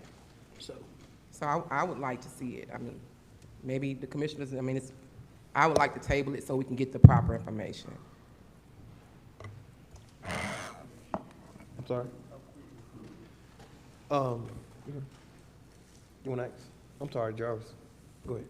If that's the board's decision to table, then we would like, if that's the decision, we would be happy to have the information at the next meeting. One of the questions I think you mentioned about the cost, I wasn't aware, but I think this was the lowest cost of the 3 providers. Is that correct? It was the lowest cost of the 3 finalists, yes. So what was their actual proposed? Well, I guess I get all that when you send me the information, I guess, yeah. It's my recollection, and I don't have it with me tonight, my recollection is it's an hourly rate depending on the individuals that are working on it up to that total amount. Yes. So each task could carry with it a different amount. And I think all the proposals were generally like that. They were, yeah. They're all like charging that. you for the time depending on the task they perform. I would just like to review it. I just want to make sure that I'm properly voting correctly, and we should have gotten some type of information before we vote on these large amount of funds. Yeah. Well, let's just table it. It's our next board meeting. Commissioner Henry, go ahead. Thank you. Well, is the $500,000 or almost $500,000 that they may receive, is it coming from the $10 million that was, well, it's not quite 10 now, or is it taking in calculation the other, what, 10 or $11 million that we received that, or we still talking about this 10 million? It will be coming from the ARPA funding. I understand that, but I think we received the first allocation with 10 million. Am I correct? Somebody help me if I'm wrong. And then have we received the other 10 million? We haven't received the second funding yet. So it would be about $4.5 million if we gave them some closer in that number. If we gave them that number, if board approved and gave it to them. So only thing what I'm saying is I think that Great idea. I think the more money we can save, the more we can give out to the community, the needs in the community. That's my take on it. And I agree with. I'm sorry, go ahead. Okay, thank you, Patrick. And I agree with Commissioner Sanders. I think we need to just take a deep breath, look at the paperwork, then maybe come back at a later date or possibly a call meeting by the chair so we can vote on it or whatever. All right, Commissioner Edwards. Did you have something? Yeah, before yours, I want to make one question I think that was hinted at. This proposal was for both the current ARPA allocation and the future ARPA allocation. So this one proposal would cover their consulting services if we need them for current ARPA and the additional ARPA we may get, and it would be paid for out of the ARPA funding. Correct. Commissioner Edwards. Second. Commissioner Edwards. Okay. Go ahead. Second. I'm sorry? I'm seconding the motion. He made a motion. A motion hadn't been made yet, so. Yeah, sure. Oh, you did make it? Oh, okay. Okay, I didn't hear that. I'm sorry. So it's been, I'll get you in discussion. It's been motioned by Commissioner Sanders and second by Commissioner Edwards that we table this to our next board meeting. Any discussion, Commissioner Henderson? Thank you, Mr. C. The question I have is, have we allocated the other $10 million on something? Since we, I think we're moving towards using a consultant, so have we sit down and hashed out how we might spend the other as well? Which I don't think we received it as of yet. No. Okay. Any more discussion? All in favor? It stand table to our next board meeting. Thank you, Brittany. Next, item number 14, Parks and Recreation. Purchase request and approval of change order number 1, a professional service agreement with Better Courts LLC. Mr. Mask is here tonight. Hey, thank you, Mr. Chairman. Good evening, Commissioners. So a couple months ago, y'all approved a contract for the LLC to come in and redo our tennis courts and our basketball courts. So we've got an opportunity to take one of our tennis courts and convert it into 4 pickleball courts. And that's what we're asking tonight, is just for a change order for $7,000 to add 4 pickleball courts to City Pond Park. Thank you, sir. I seek a motion, please. It's been motioned by Commissioner Edwards and second by Commissioner Henderson. Any discussion? Commissioner Cowan and then Commissioner Henderson. Dwayne, you're gonna have to explain to me what pickleball is. I have no idea. It's one of the fastest growing activities of sports in the country. It's kind of a mixture between tennis, table tennis. The court's like 22 by 44. It's a lot smaller. You can still play singles, you can play doubles. But we've got about 65 that show up on Mondays and Thursdays and play pickleball. And right now we've just got lines taped and we got portable nets. And we've had a lot of calls about. So you play with rackets and tennis balls? Mm-hmm. It's almost like a ping pong paddle. It's a little bit bigger. Yep. And you use a plastic ball. You use a basketball? Plastic. Oh, plastic. Plastic. Yep. And it's about the size of a baseball. I just never heard of it. I mean, I've heard of it, but I never knew what it was. It's one of the fastest growing activities and sports there right now. Okay. So our seniors play on Tuesdays and Thursdays at Turner Lake. We have them set up inside, and Mr. Sims. Chairman, I just wanted to recognize Director Mask for bringing this sport to our county. When I met with him, I asked him to be innovative and bring different opportunities to our county. And this is the second the major thing that he's brought to our county. The first thing we talked about a month or so ago was esports, and that's something for our youth. And then now pickleball. So Director Mask is really doing a great job, and I wanted to recognize him for doing that. thank you. Thank you. And we have started esports registration, so. Thank you. Any more discussion? Commissioner Henderson. Thank you, Mr. C.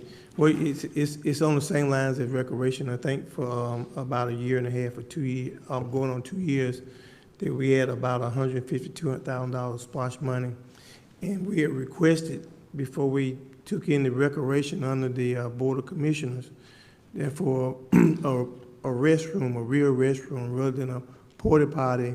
We had discussed about a scoreboard, and we had discussed about another pavilion at the community center, and adding use to both of the community centers. And we're wanting those projects to be done, you know, and I don't know what's the holdup is, but I would like for them to be done because there was something that the citizens of District 4 had wanted to be done in a timely manner.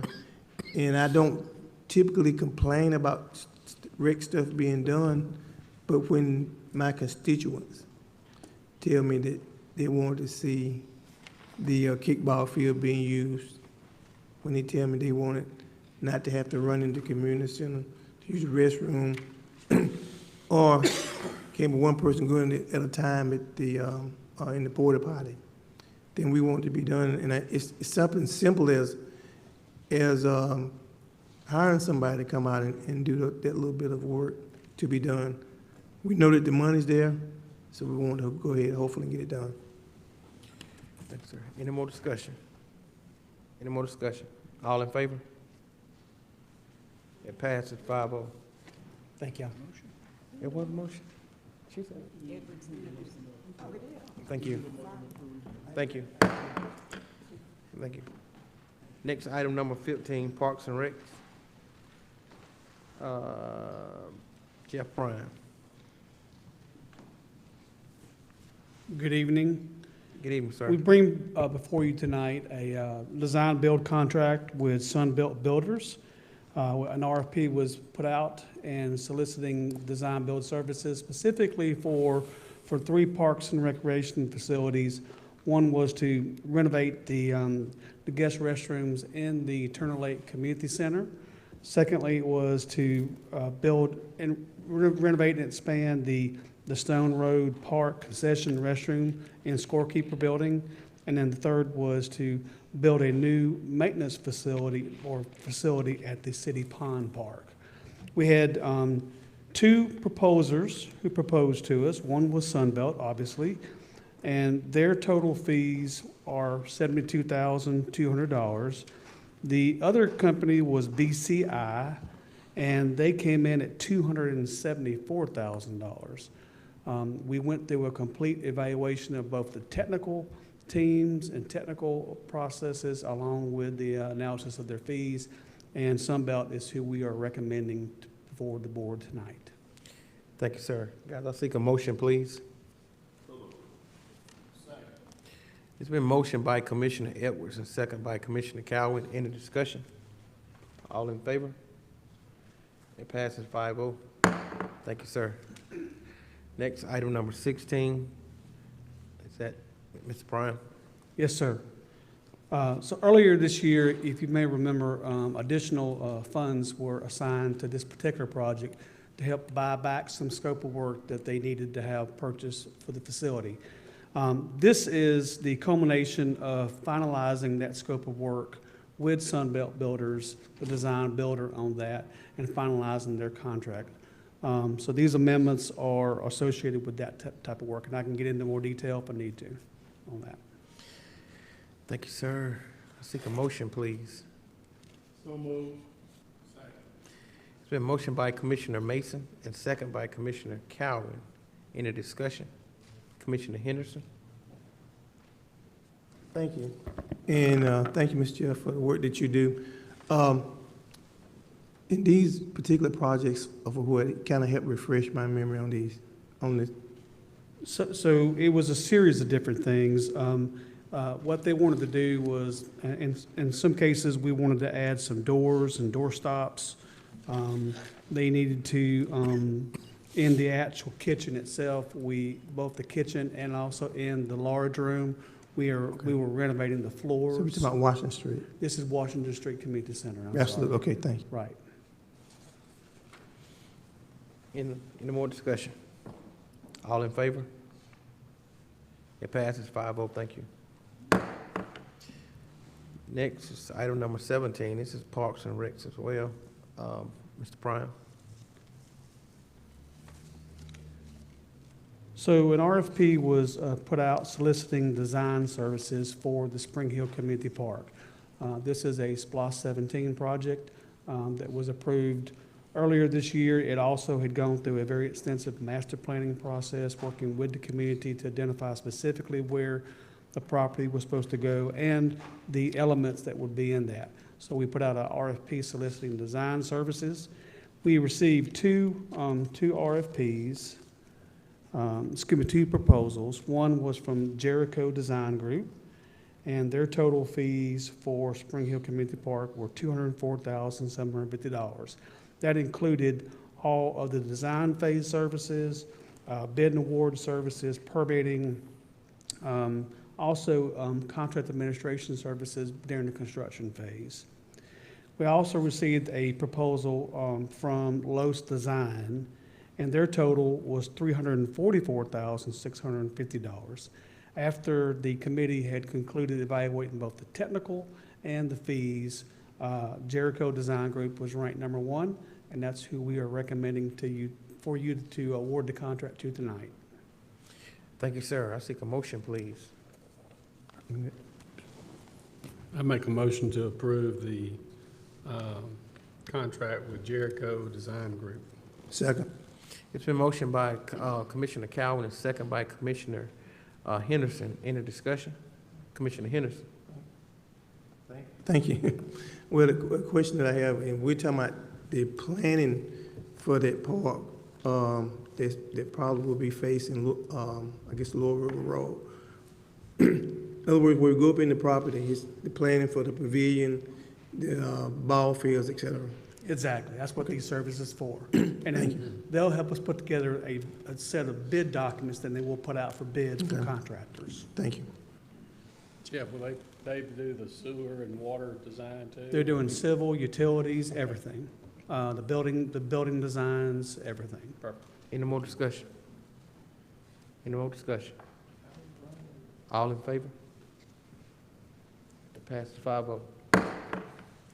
Next is item number 18, Parks and Recs as well, Mr. Prime. So, obviously, there's some discussion to be had about this particular element, but what I do want to say is that all that has been done with this project so far is the solicitation of an RFP. There's been no design services conducted. There's been nothing completed other than the fact that I put together the RFP. The history of how I got to where the RFP is today is that earlier this year, I had a meeting with Lloyd, the then commissioner, county manager, to talk about open SPLOST projects that had not been started. Westside Youth Facility was one of those. In that, he reminded me that it had been initialized by a District 3 commissioner, at that time, Commissioner Schultz, and so therefore it was a District 3 project as far as he was concerned. So that's initialized the desire, what I thought was the desire that it would be in that particular district. We then moved forward with, in March, we requested additional unallocated SPLOST funds to be allocated to the project in the amount of $3,755,000. In that discussion, in that work session, we did talk about Fairview Community Park as being the location. I'm not saying we took a vote on it, but we did talk about it. And then in April, my particular task order was awarded, authorizing me to move forward. And in my task order, I listed Fairview Community Park because that's what I was understanding the site was to be. I say all that to say this. That's the history of how we got to this point. But what I'm offering to you is we're going to need a design consultant if the board chooses to want to move forward with looking at additional sites or a different site from Fairview. We're going to have a design consultant on board to help us do that analysis.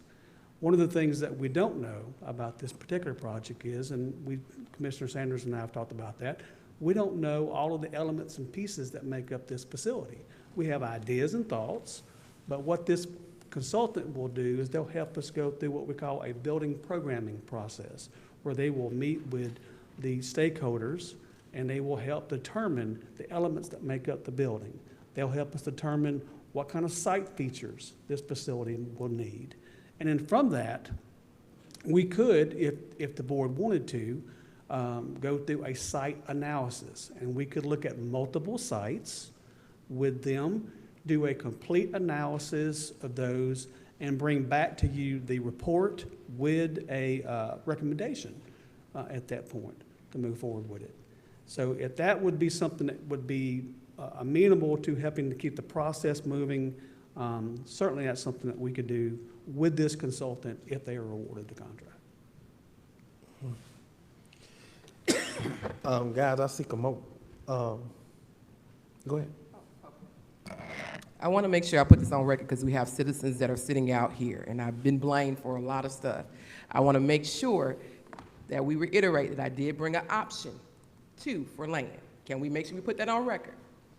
The potential property for, okay. for the West Side Community Citizens Park. heard that, Right. okay. Thank you so much. Yes, ma'am.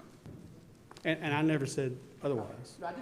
I just wanted to clarify because I've been thrown under the bus. I just wanted to make sure it wasn't me doing that, yeah. I seek a motion, please. I would like to make a motion that we move forward with the design of the West Side Youth Facility.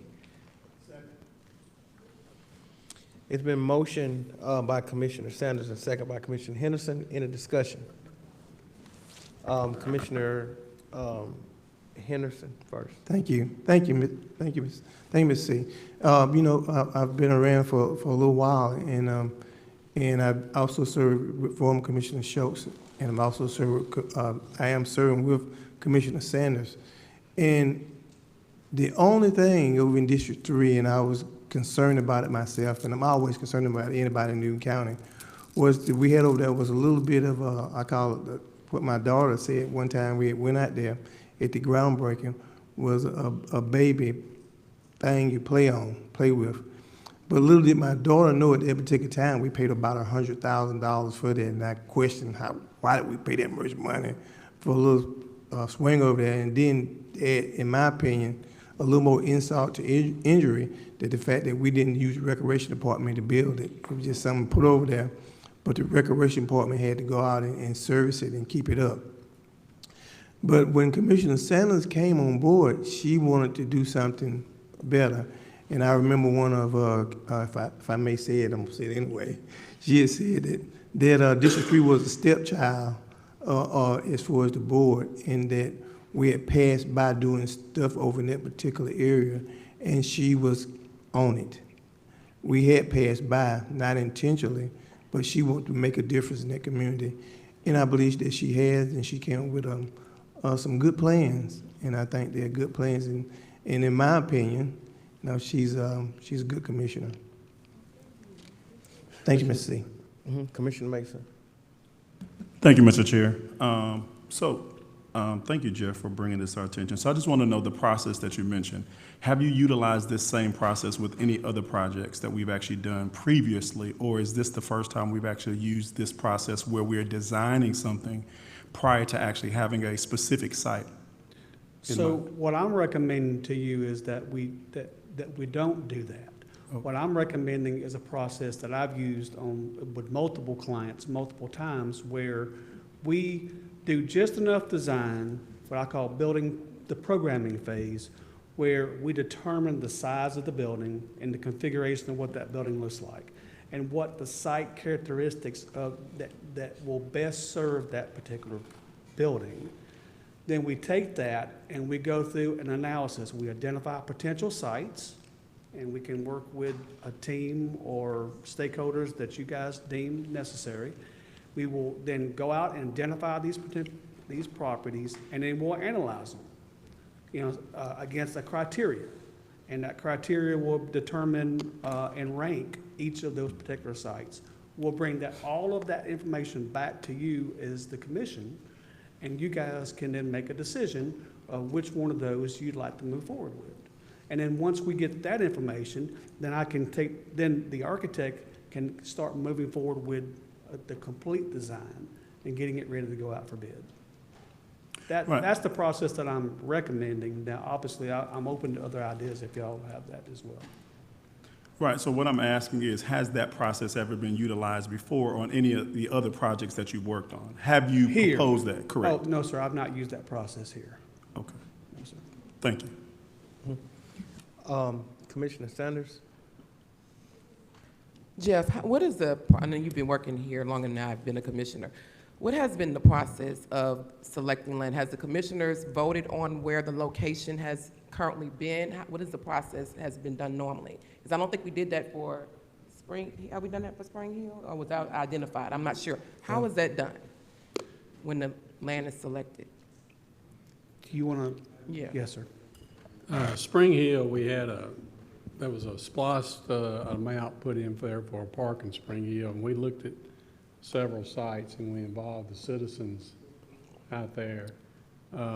We looked at county-owned property. We looked at some property that we would have to purchase, but wasn't really comfortable with that either.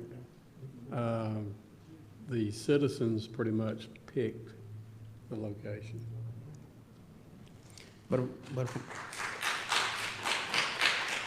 guys, but if I'm not mistaken, the board did vote on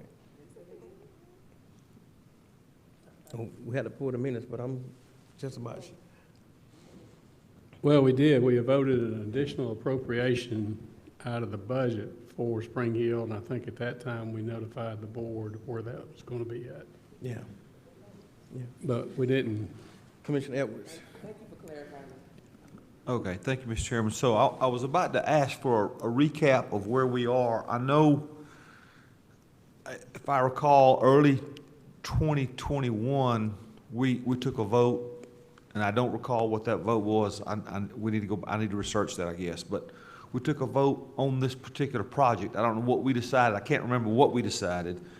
But I want to understand, I need to be zeroed out on where we are with this. This is, do you have to have a location in place for this motion tonight?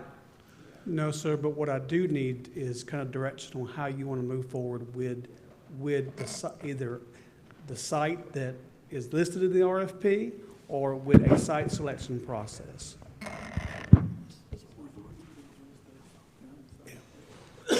Well, I want to be sure, it'd be wise of us to make sure we had a location nailed down before we move forward with a design, I would think. I just don't know. I've heard citizens speak of a location, and I know we had a opening a couple years ago, a grand opening somewhere. I don't recall exactly. And also, is this a boys and girls club project? I mean, is this a? No, it's not. Hey, guys, you're out of order. Didn't we talk, what did we decide relative to that particular question? Can I speak on that? We did not vote on the West Side Youth Facility because in 2017, the voters voted on a referendum to approve the West Side Youth Facility. I came and designed a community center, which was brought before all 5 of us through with the Facilities Board Authority. That community center was designed and included senior services, and Jeff saw that community center as well. With senior services, thank you, senior services, it had commercial property, and it had it had a theater, and it had a gym. It was not a youth facility. The vote was in regards to providing splash dollars, $495,000 splash dollars towards the community center. Because it was not the West Side Youth Facility what the voters voted for, those splash dollars could not be utilized for that. And then when we voted the other day, last year was the beginning, when we had that vote, Patrick? We had a vote for the $495 going towards the West Side Youth Facility.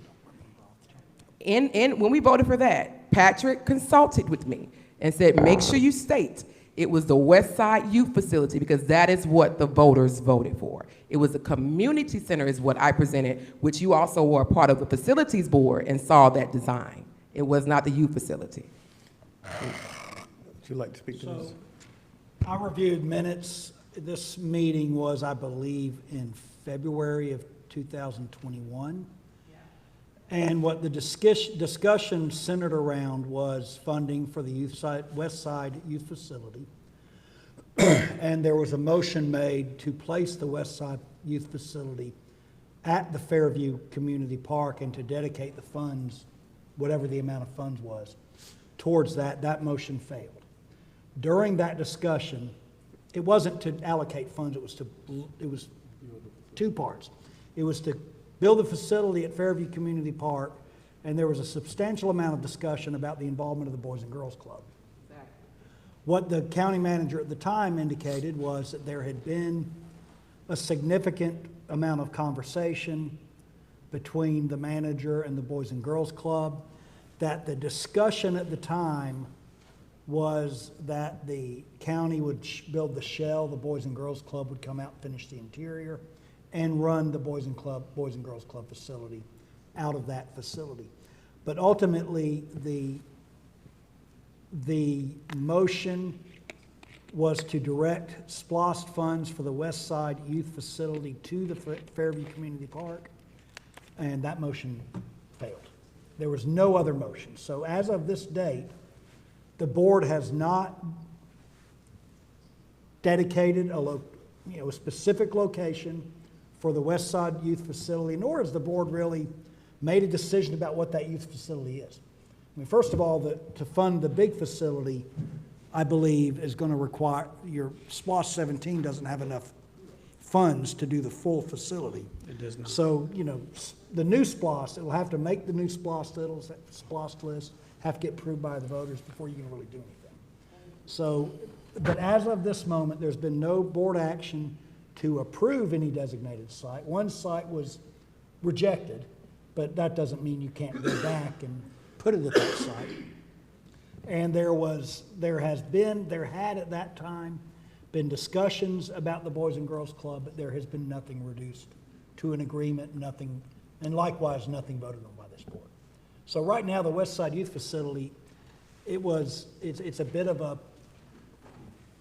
it's a hopeful project. We hope that the big facility will come to fruition, but you don't know for sure. And the board has not taken any steps towards the completion of that project that can't be undone or shifted to another location. So. Commissioner, that's all your questions? You done? Yeah. You got another? Okay, go ahead. Thank you, Mr. Chair. So I think, Patrick, what you just explained is the reasoning why I asked my previous question, have we utilized that process before? I don't want this board to get into a habit of putting the cart before the horse. I want us to make sure that every single project that comes through this board is handled the exact same way. There has not been another project. Spring Hill wasn't handled like that. The skate park wasn't handled like that. Every single project that came before this board, there was an actual location that was designated before we moved to a design phase.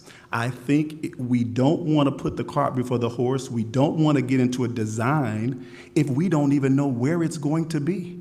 And so we need to narrow down what location this is going to be. If the citizens and the residents don't want it in Fairview, and we currently have an RFP out there saying it's for Fairview, it's confusing to our residents because they think we're moving forward. They think we're moving forward with the RFP by stating it's going to be at Fairview. So this board needs to correct that. This board needs to get it corrected where it's not an RFP stating it is at a location that is not desired by the residents. We say on this board, we listen to the residents. Let's listen to the residents on this particular issue. Let's not say, oh, I listen to the residents when I want to listen to them. Let's listen to them when it's time to listen to them. This is a matter that the residents have stated. It's on an RFP. And they don't want it on that RFP. So we got to correct that as this board to ensure that we have an RFP out there that's not stating a location that the residents don't want.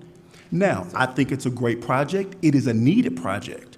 We're not voting against the project itself. We're voting against the actual location. They don't want it at that location. So we got to correct that. And we cannot start a design phase until we know what location we've solidified, which is what we've done in all other projects. And that's all I'm saying. Thank you, Mr. Chair. Go ahead. No, well, next is Commissioner Henderson is next. But let's hear what legal got to say, and then we'll come to you, Commissioner.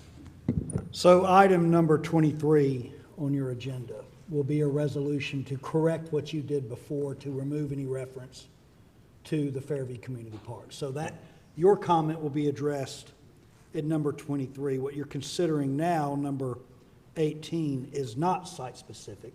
But you're right, it is a design contract, but part of a design contract, and Mr. Prine, you stop me when I ramble into your domain. Part of the design services or consulting services for site selection, to make sure that the site you're picked is adequate and appropriate for whatever design you're ultimately going to do. And I would suggest that you want that. You know, one of the things that I don't think you necessarily want is site selection by committee, because without some objective analysis. I mean, ultimately, it is site selection by committee, because this board has authority to decide where it goes. But one of the things I think this board does want will be, look, we narrow it down, there are 2 or 3 alternate sites. We want to hear from the experts, the guys that design and build these. Why is this location? What's good about this location? What's good about that location? What are the challenges? So you might very well want some services that it sounds like we've never had before, but you might very well want some professional services to help you locate sites. And that is contained, I think, Mr. Prine, if I'm not wrong, that's contained in the RFP number 18, is it not? The sort of site analysis? No. It is not. Okay. So basically, it is site-specific in the RFP. Let's just call it what it is. The RFP called it going at Fairview Community Park. So, but what I was saying is that I have spoken with the design consultant, and he feels like there's adequate fee in his scope to cover assisting us in doing a site analysis process. And the fact that what we would want him to participate in is helping us to come up with the criteria of what the site needs to have on it to support a building and facility of this type, so that we can then use that to analyze different properties, and then bring that report back to you for you to analyze and make a decision on which direction you want to move forward with. Maybe that needs to be different than what's on here. That should be completely different, because this is talking about design. Commissioner Henderson, go ahead. Thank you. Wouldn't it's a footprint anytime you design a building of sort. It's a footprint that goes on a piece of property. So you could design the actual building. You just figure out where you might want to put it on a piece of property. And I know that has been done. For an example, we were designing a park for Spring Hill, and they said, well, because you looked at other pieces of property, and you said, well, we're going to put it over here on some county property. I think my understanding is about 50 acres, which if I'm successful in the next election, then I will be working more with you than my good friend Ronnie Cowan to help put that project together. So, you could do the design process, and then you can place the footprint of the building on a piece of property. That has been done before. Now, before you got here, the late Cheryl Delt Franklin, she would go out with the commissioners, I know several times with myself, and we would talk to our constituents. We never took another district commissioner out of another district and went over in District 4 with always with myself and her in the community, and they would tell us what we wanted to do. And then if needed, so I would bring in, when we had a recreation board, I would bring in the recreation if that's what we want to put in the park or the parcel of property. And then not Dwayne then, but they would come in and we would talk about what might be placed in it. So let us not start, as I have been several times, disrespect our district commissioner. Let's work with her in her stakeholders, her constituents, and to have that park placed, a much-needed park, much-needed community center in her district, and work together with them. So let's don't go and just take over it, and let her and Jeff and her community come back and tell us what they would like to see in their community. Commissioner Sanders? June 23rd, that meeting was set, what, about 2 months ago we set that meeting, Jeff? 6 weeks ago. To have a meeting with the residents to discuss the entire process. Mr. Prime is going to be there, our county manager, as well as our Parks and Rec director. That is the town hall to discuss everything at the West Side precinct. Just to reiterate what my colleague said, Commissioner Henderson, you work with each other. We don't get up in here and try to make a scene or try to bash the other commissioner because we just want to hear ourselves talk. So we have to make sure if you want various projects in your community, I'm going to support your project. I'm going to support it. I'm going to support your project because your community wants the project. Now, as regards to location, I hear the community. That's why I brought in a second option. That's why I did that. And I want to make sure that was on record that I brought a second option. And I also reached out to the commissioners on this board in regards to the second option. Of course, we can't talk about that until we get into executive session. District 3 is the most dense community out of all the districts with most of the kids. We don't have a Denny Dobbs. We don't have a city pond. We don't have none of that. We don't have parks and recreation for our youth. As I stated last to our commissioners, when we had our ribbon cutting, a 14-year-old with a ankle bracelet came up to me saying, I want this in the community.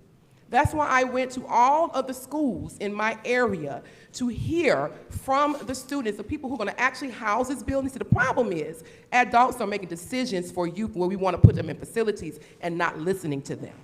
That is the issue. So I sat down and I spoke to those students who gave me their feedback of programming that they wanted in their facility, as well as how they wanted to look, which I passed on to Mr. Prime and his colleagues and our Parks and Rec director. I took that initiative to make sure I heard from those who are in the community to make sure they utilize the building so we can deter the crime, so we can have various programs in the community for our youth. So let's work together, not against each other. Thank you. Commissioner Mason. Thank you, Mr. Chair. I'm glad my colleague said that. Because when the skate park at Denny Dobbs Park was put up, I got ostracized because I didn't have a town hall with adults that were not going to utilize the facility. When I had a town hall with the youth that were going to utilize the skate park. So I don't understand why now, all of a sudden, it's about the youth and what do the youth want. But when I did that, and I had a town hall with the youth, I was ostracized because I didn't have a town hall with adults that were not going to utilize the skate park. This item is not about working against each other. This is about wanting the project in District 3, just not the location. That is the whole objective. I think the residents in District 3 do want it there. I think this board wants it there. I think what we have to address is the location. And I think doing this design is putting the cart before the horse. So I think because it's so controversial, what we need to do is not even worry about this at this point. Let's go ahead and get the RFP corrected. Once we get that RFP corrected, allow it, find a location, and then allow that to come back to this board once we've solidified a location and that the residents are satisfied with and that they are happy with. Then we move into the design phase at that particular point. That's what I'm requesting from this board. Is that a substitute motion? That is a substitute motion. All right. Is there a second? It was already a motion on the floor by Commissioner Sanders and second by Commissioner Henderson. Commissioner, yeah, you got a motion. said motion to approve, and Henderson second. So we got a substitute motion by Commissioner Mason, second by Commissioner Edwards. Any more discussion? Commissioner, I'm sorry?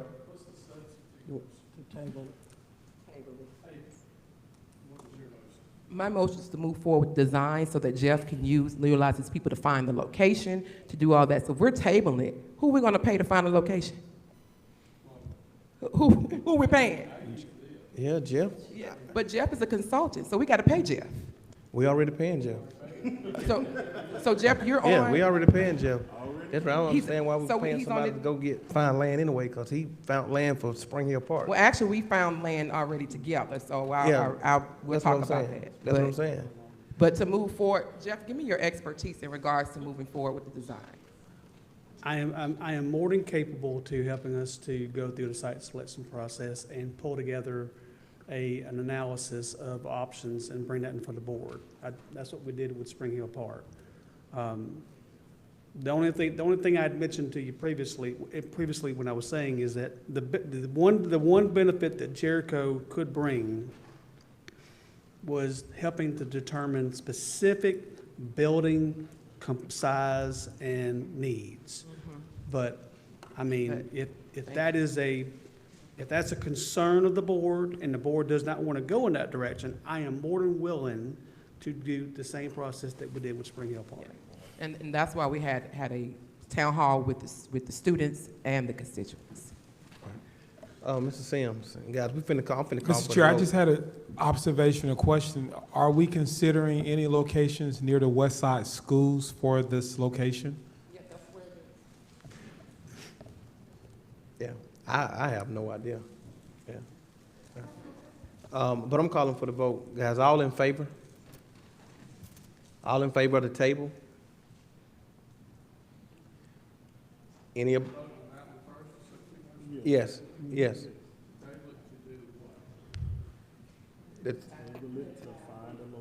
Table it to find a location.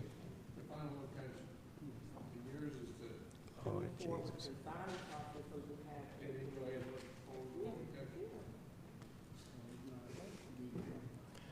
No, the table is for us to find a location with Jeff Prime.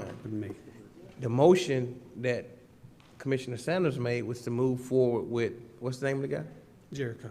Jericho. Who were already paying Jeff? Yeah.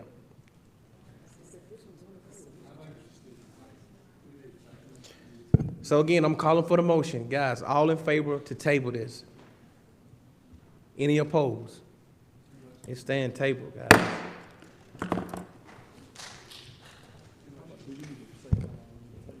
Until we find property. Can we put that on? Yeah. So, Chairman, just for clarifications for myself, so I'm authorized to move forward with a site selection process similar to what we did with Spring Hill Park, working with Commissioner Sanders, and to come bring that back to the board. Is that okay? Is that what, I just want to make sure, because I don't want to overstep myself. I don't want to outstep the pace there, so, okay. Number All right. 19, sir. Number 19.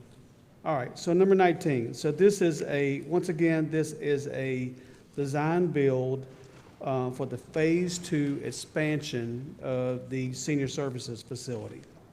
So we put out an RFP for design build services. We went through the process of receiving two proposals. One was from Sunbelt and one was from BCI. Sunbelt's total fees for senior services was $51,500. BCI was a total of $144,000. So once we completed our analysis of both the technical capabilities and the fees, Sunbelt is who we're recommending that you award the contract to. Thank you, sir. Can I get a motion, please? Second. This is a motion by Commissioner Edwards and second by Commissioner Mason. Any discussion? Commissioner Henderson. Thank you. Is this add-on to the existing turn Yes, lane? sir. Yes, sir. This is, remember back in March, we asked for additional funds to finish out the expansion Okay. at Turner Lake. This finishes it out. Okay, thank you. With SPOS 17 funds. Any more discussion? All in favor? Thank you. Public Works. Jarvis, did you? Yeah, Okay. You want to go ahead? so the Public Works Department is requesting approval to purchase the right-of-way and easement for the access road at I-20 for realignment and intersection of improvements. Total cost is $330,568. The funding source is 80% from ARC and 20% from the SPOS. This does not it does require a match. Thank you, sir. I seek a motion, please. So moved. Thank you, sir. Can I get a second? Thank you. It's been motioned by Commissioner Mason and second by Commissioner Cowan. Any discussion? Commissioner Cowan. Can you speak in the microphone, please? Where is this at? It is, just one second, I think the, Is this Kroll Road? It has to be. Realignment of that road there? I think it had to be the access road. Yeah. yes. Yeah. It's Yes, behind, access road. okay. Yes. By the McDonald's. Behind Kroll, on Kroll Yep. Road. Any more discussion? All in favor? I'm sorry. Commissioner Edwards. Thank you, Mr. Chairman. So that was Kroll Road? The access road. Access road to Kroll Road? Yeah. So it does require a match? Yeah, and we're using SPOS for the match, the 20%. Of the 20%, okay, Yes. got you. Thank you, Mr. Chairman. All in favor? It passes 5-0. Take that off that bridge. Next is consideration of proposed annexation by the city of Covington to annex 35.45 acres. Mr. Sims. Yeah, so we received this request from the city of Covington to annex approximately 35.45 acres at Hazelbrand Road. I can add a little, we reviewed the proposed annexations. They meet all of the Georgia law regarding contiguity, which means it's attached to the existing city, does not create an island. The property is currently designated under your zoning ordinance as M1. It will be annexed into the city as industrial manufacturing as well, which means under Georgia law, you have no basis for an objection because it both meets all of the Georgia law standards for annexation and there is not a meaningful land use change. So there's really no action for the board to be taken other than be aware of it. Can Thank you you. tell me which 35 acres that is? I'm not sure if I'm going to be able to tell you. Let me see if I can give you some landmarks. Bear with me one second. Let me Is pull that it up. across from Home Depot, Would you like to come up? next to SKC? Guys, Oh, somebody can tell us better than I. yep. And commissioners, y'all, please remember we are in Sir, a board meeting. Please utilize your microphone. I got it on. Please talk in it. Okay. Thank you, sir. Yes, ma'am. Thank you for, Chairman Baines. thank you for being here tonight. Can you give us an update on where's this particular property? Yes, sir, I will. And just for the record, I'm Renee Criswell, work with the City of Covington Plan Development Department. Nice to meet all of you. Welcome As tonight. well, Mr. Beechuk, my Plan Development Director, was playing double duty at Mayor and Council tonight, so I'm kind of filling in for the double sides here. The one that is in discussion at the moment for the Hazelbrand Road, I believe, that is kind of, if you know where SKC Properties is, diagonally across the street from that property, down Hazelbrand. So if you go down, SKC's on your right, and it's down about a parcel or two on the left. Okay. In reference to that, and there's 3 separate parcels in referencing to that. I don't know if you want me to go into, well, that's item 22, so. Well, let me get a vote on this one first. Can I get a motion, please? There's really no action that needs to be taken. I mean, Oh, no action? you don't have to approve. I mean, you could do a motion not to object, which would be, I think, probably the appropriate motion. We'll do that. Well, can I get a motion not to object, please? I make a motion. I make a motion not to object. Can I get a second? Second. Thank you, sir. I make a motion that. Any discussion? All in favor? Thank you. You want to go ahead and do item 22? Yes, sir. The next item for annexation is 233 Williams Road, which is down from the City Pond Recreational Center, which borders the 3-parcel borders city property. So that's our next annexation request.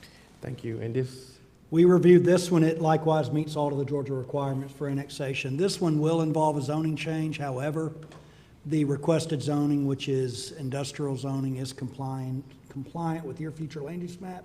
And because of that, Georgia law says you do not have a bona fide land use objection. So again, there's no basis upon which you should object. can I get a motion not to object, please?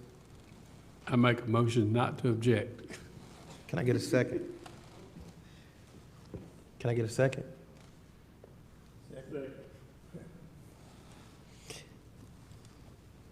It's been motioned by Commissioner Cowan and second by Commissioner Mason. Any discussion? Commissioner Henderson. Are we talking about the little piece down below the park, Cedar Pond Park, that goes up into the neighborhood? Or are we talking about where they building the big old town center?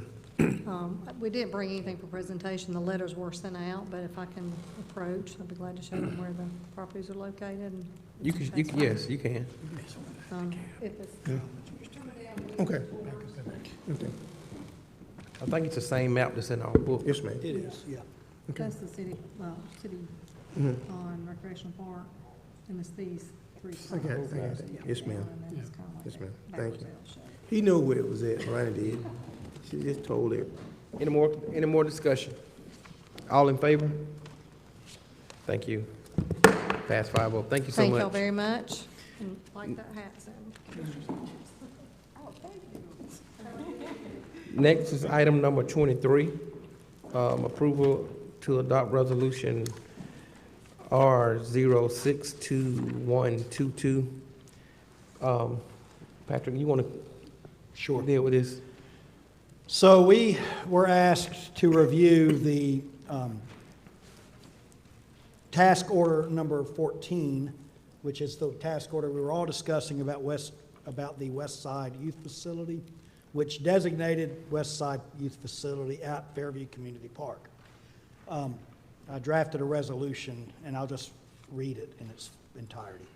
On April 5th, 2022, the Newton County Board of Commissioners approved Ascension Program Management LLC task order number C14, proposal for project management services, whereas the approval of the task order specified that the services were for the West Side Youth Facility at Fairview Community Park.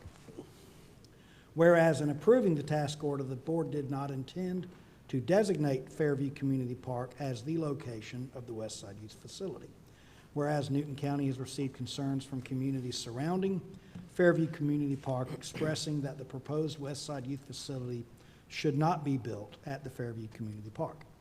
Whereas the work authorized under the task order is not site-specific, whereas it is the desire of the board to amend approval of the task order to reflect that the location of the West Side Youth Facility is not at Fairview Community Park, but will be at a location to be determined. Now therefore be it resolved that the approval of the task order be amended to provide for project management services for a West Side Youth Facility at a location to be determined. Thank you, sir. And that's the resolution we proposed. And what that does is precisely, Commissioner Mason, what you mentioned before, corrects that April 5th resolution. Thank you. I seek a motion.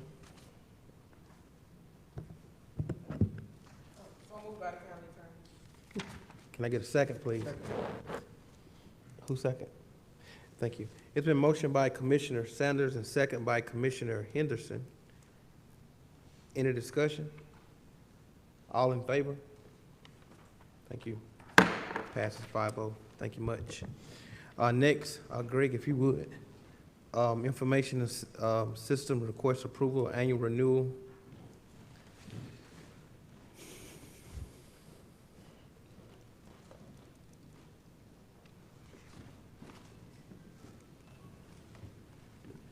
It's like we saved the best for last, right? Here, seeking approval for the annual renewal of our know-before cybersecurity employee training and testing program, the amount of $11,322. This is funded through the Information Services FY23 budget, ties back to Strategy A of our strategic plan. Thank you, sir. I seek a motion, please. Make a motion to approve the, well, I lost my track. Cost of $11,322.01, to Ascension, no, wait a minute, Information System, no before cybersecurity. Thank you. It's been motioned by Commissioner Cowan and second by Commissioner Edwards. Any discussion? All in favor? It passes 5-0. Thank you. Thank sir. you. Next on the agenda is citizen comments. This opportunity that we allow citizens to make comments. Guys, you have 3 minutes to do so. Please state your name, your address for the record, please. Remember, you do have 3 minutes to do so. You may come at this time.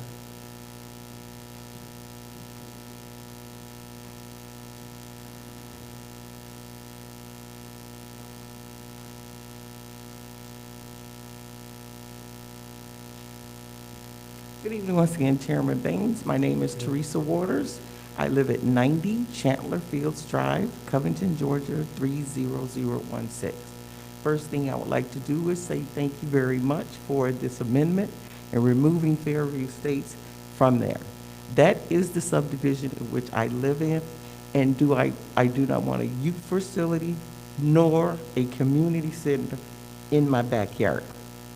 If anything, first, before we withdraw any more residents from Newton County into the subdivision, I would like the board to address the sex offenders that live across from the park already. So, since we already have sex offenders within the park, within feet that have been from where these children that we're trying to keep safe and have things done for, that those things be addressed first.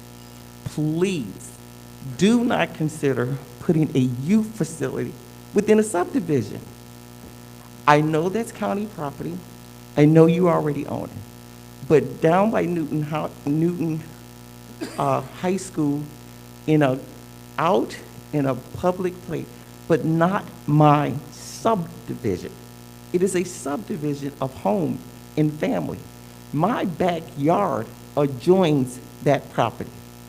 Please do not even consider sitting and building such a facility within the subdivision. And I thank you very much that you're looking at other options, that you're going to assess land first. I appreciate it. I value what it is you do, but please, not in my backyard. Thank you. Thank you, ma'am. Anyone else?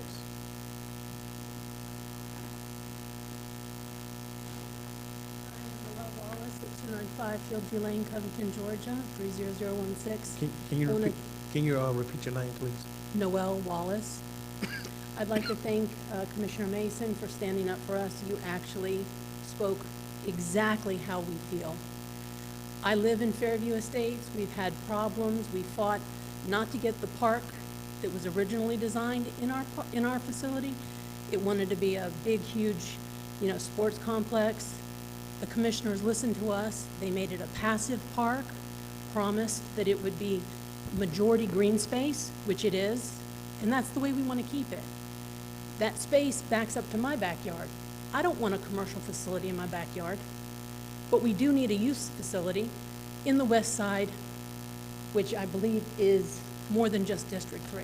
So it is needed, but not in our backyard. Thank you for listening. Thank you. Anyone else?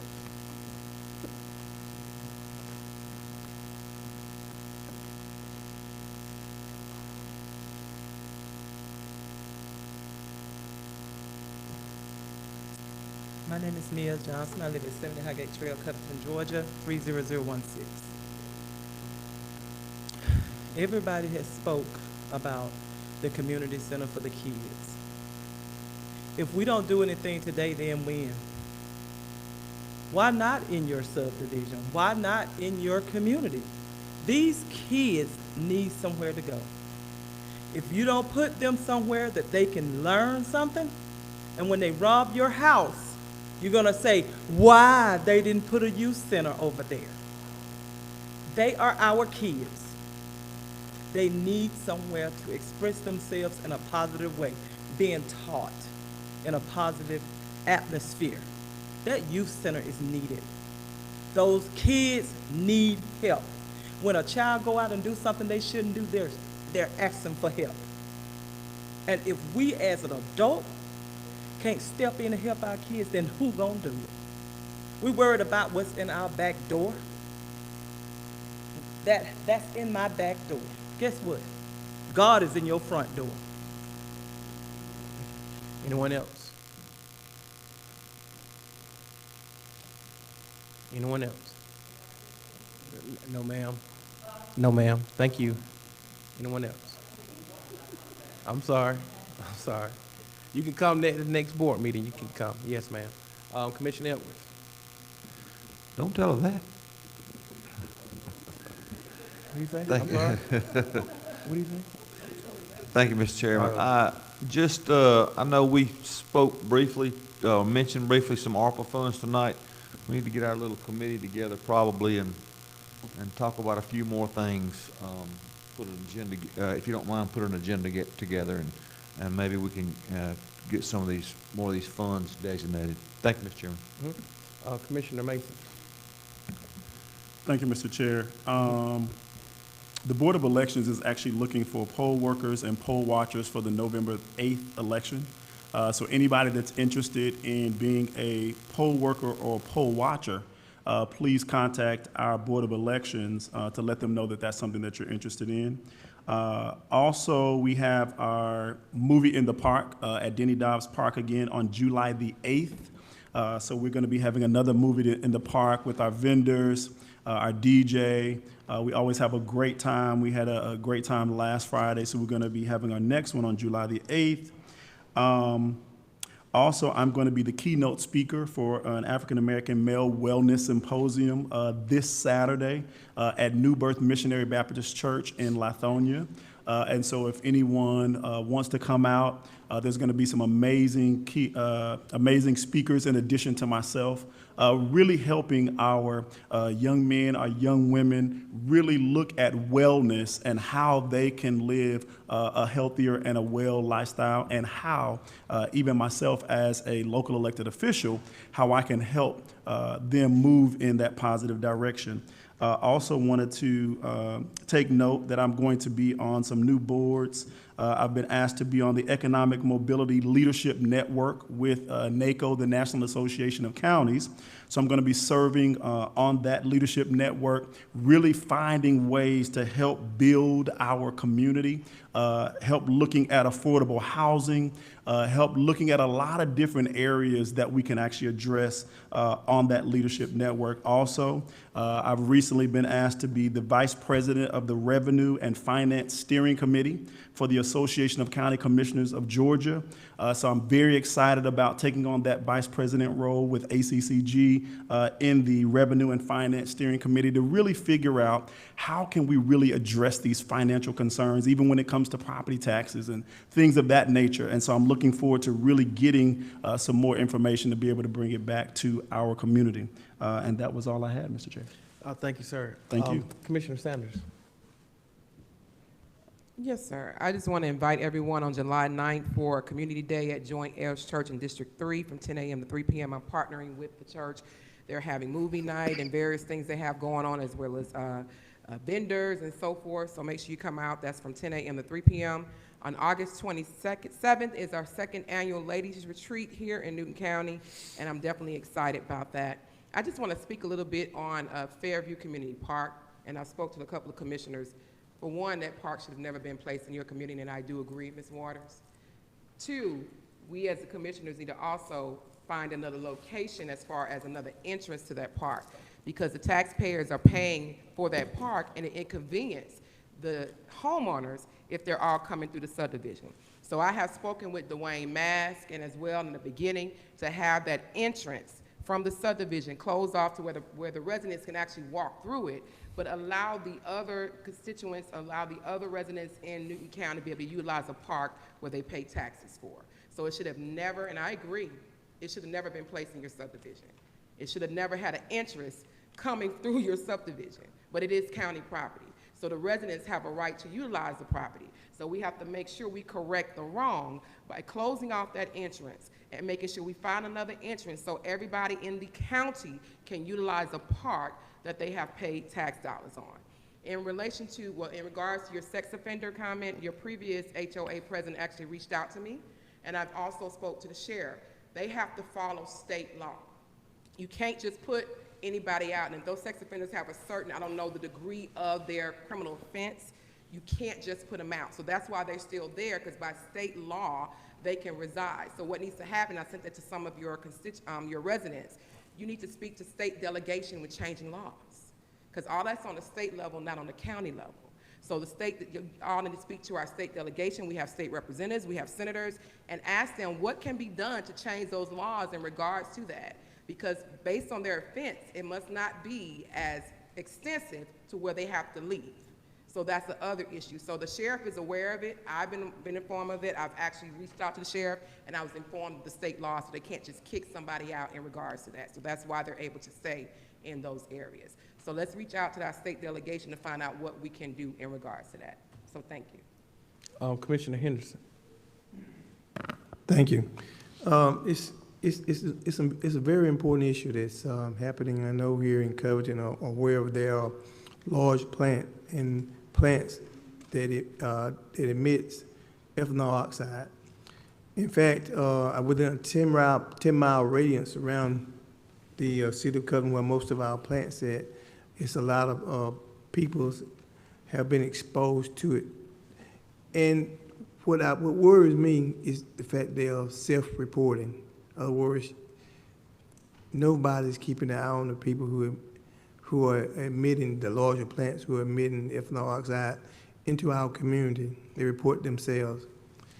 And I think about, when I say that, I think about a stop sign.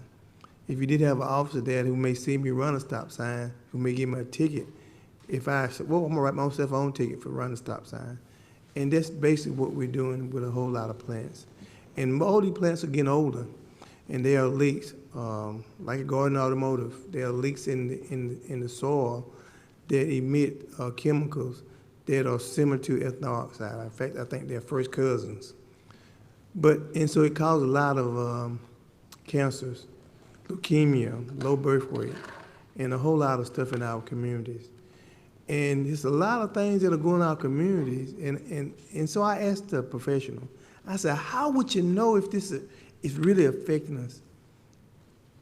And he said, go and look at the death certificate of your family members. More than likely, some of them may have passed and didn't even know it from that. And I commend a young lady about 2 years ago who wrote the article in Covington News, because I lit up just like a light bulb and said, this is stuff that's happening within our community, and we're not saying a word.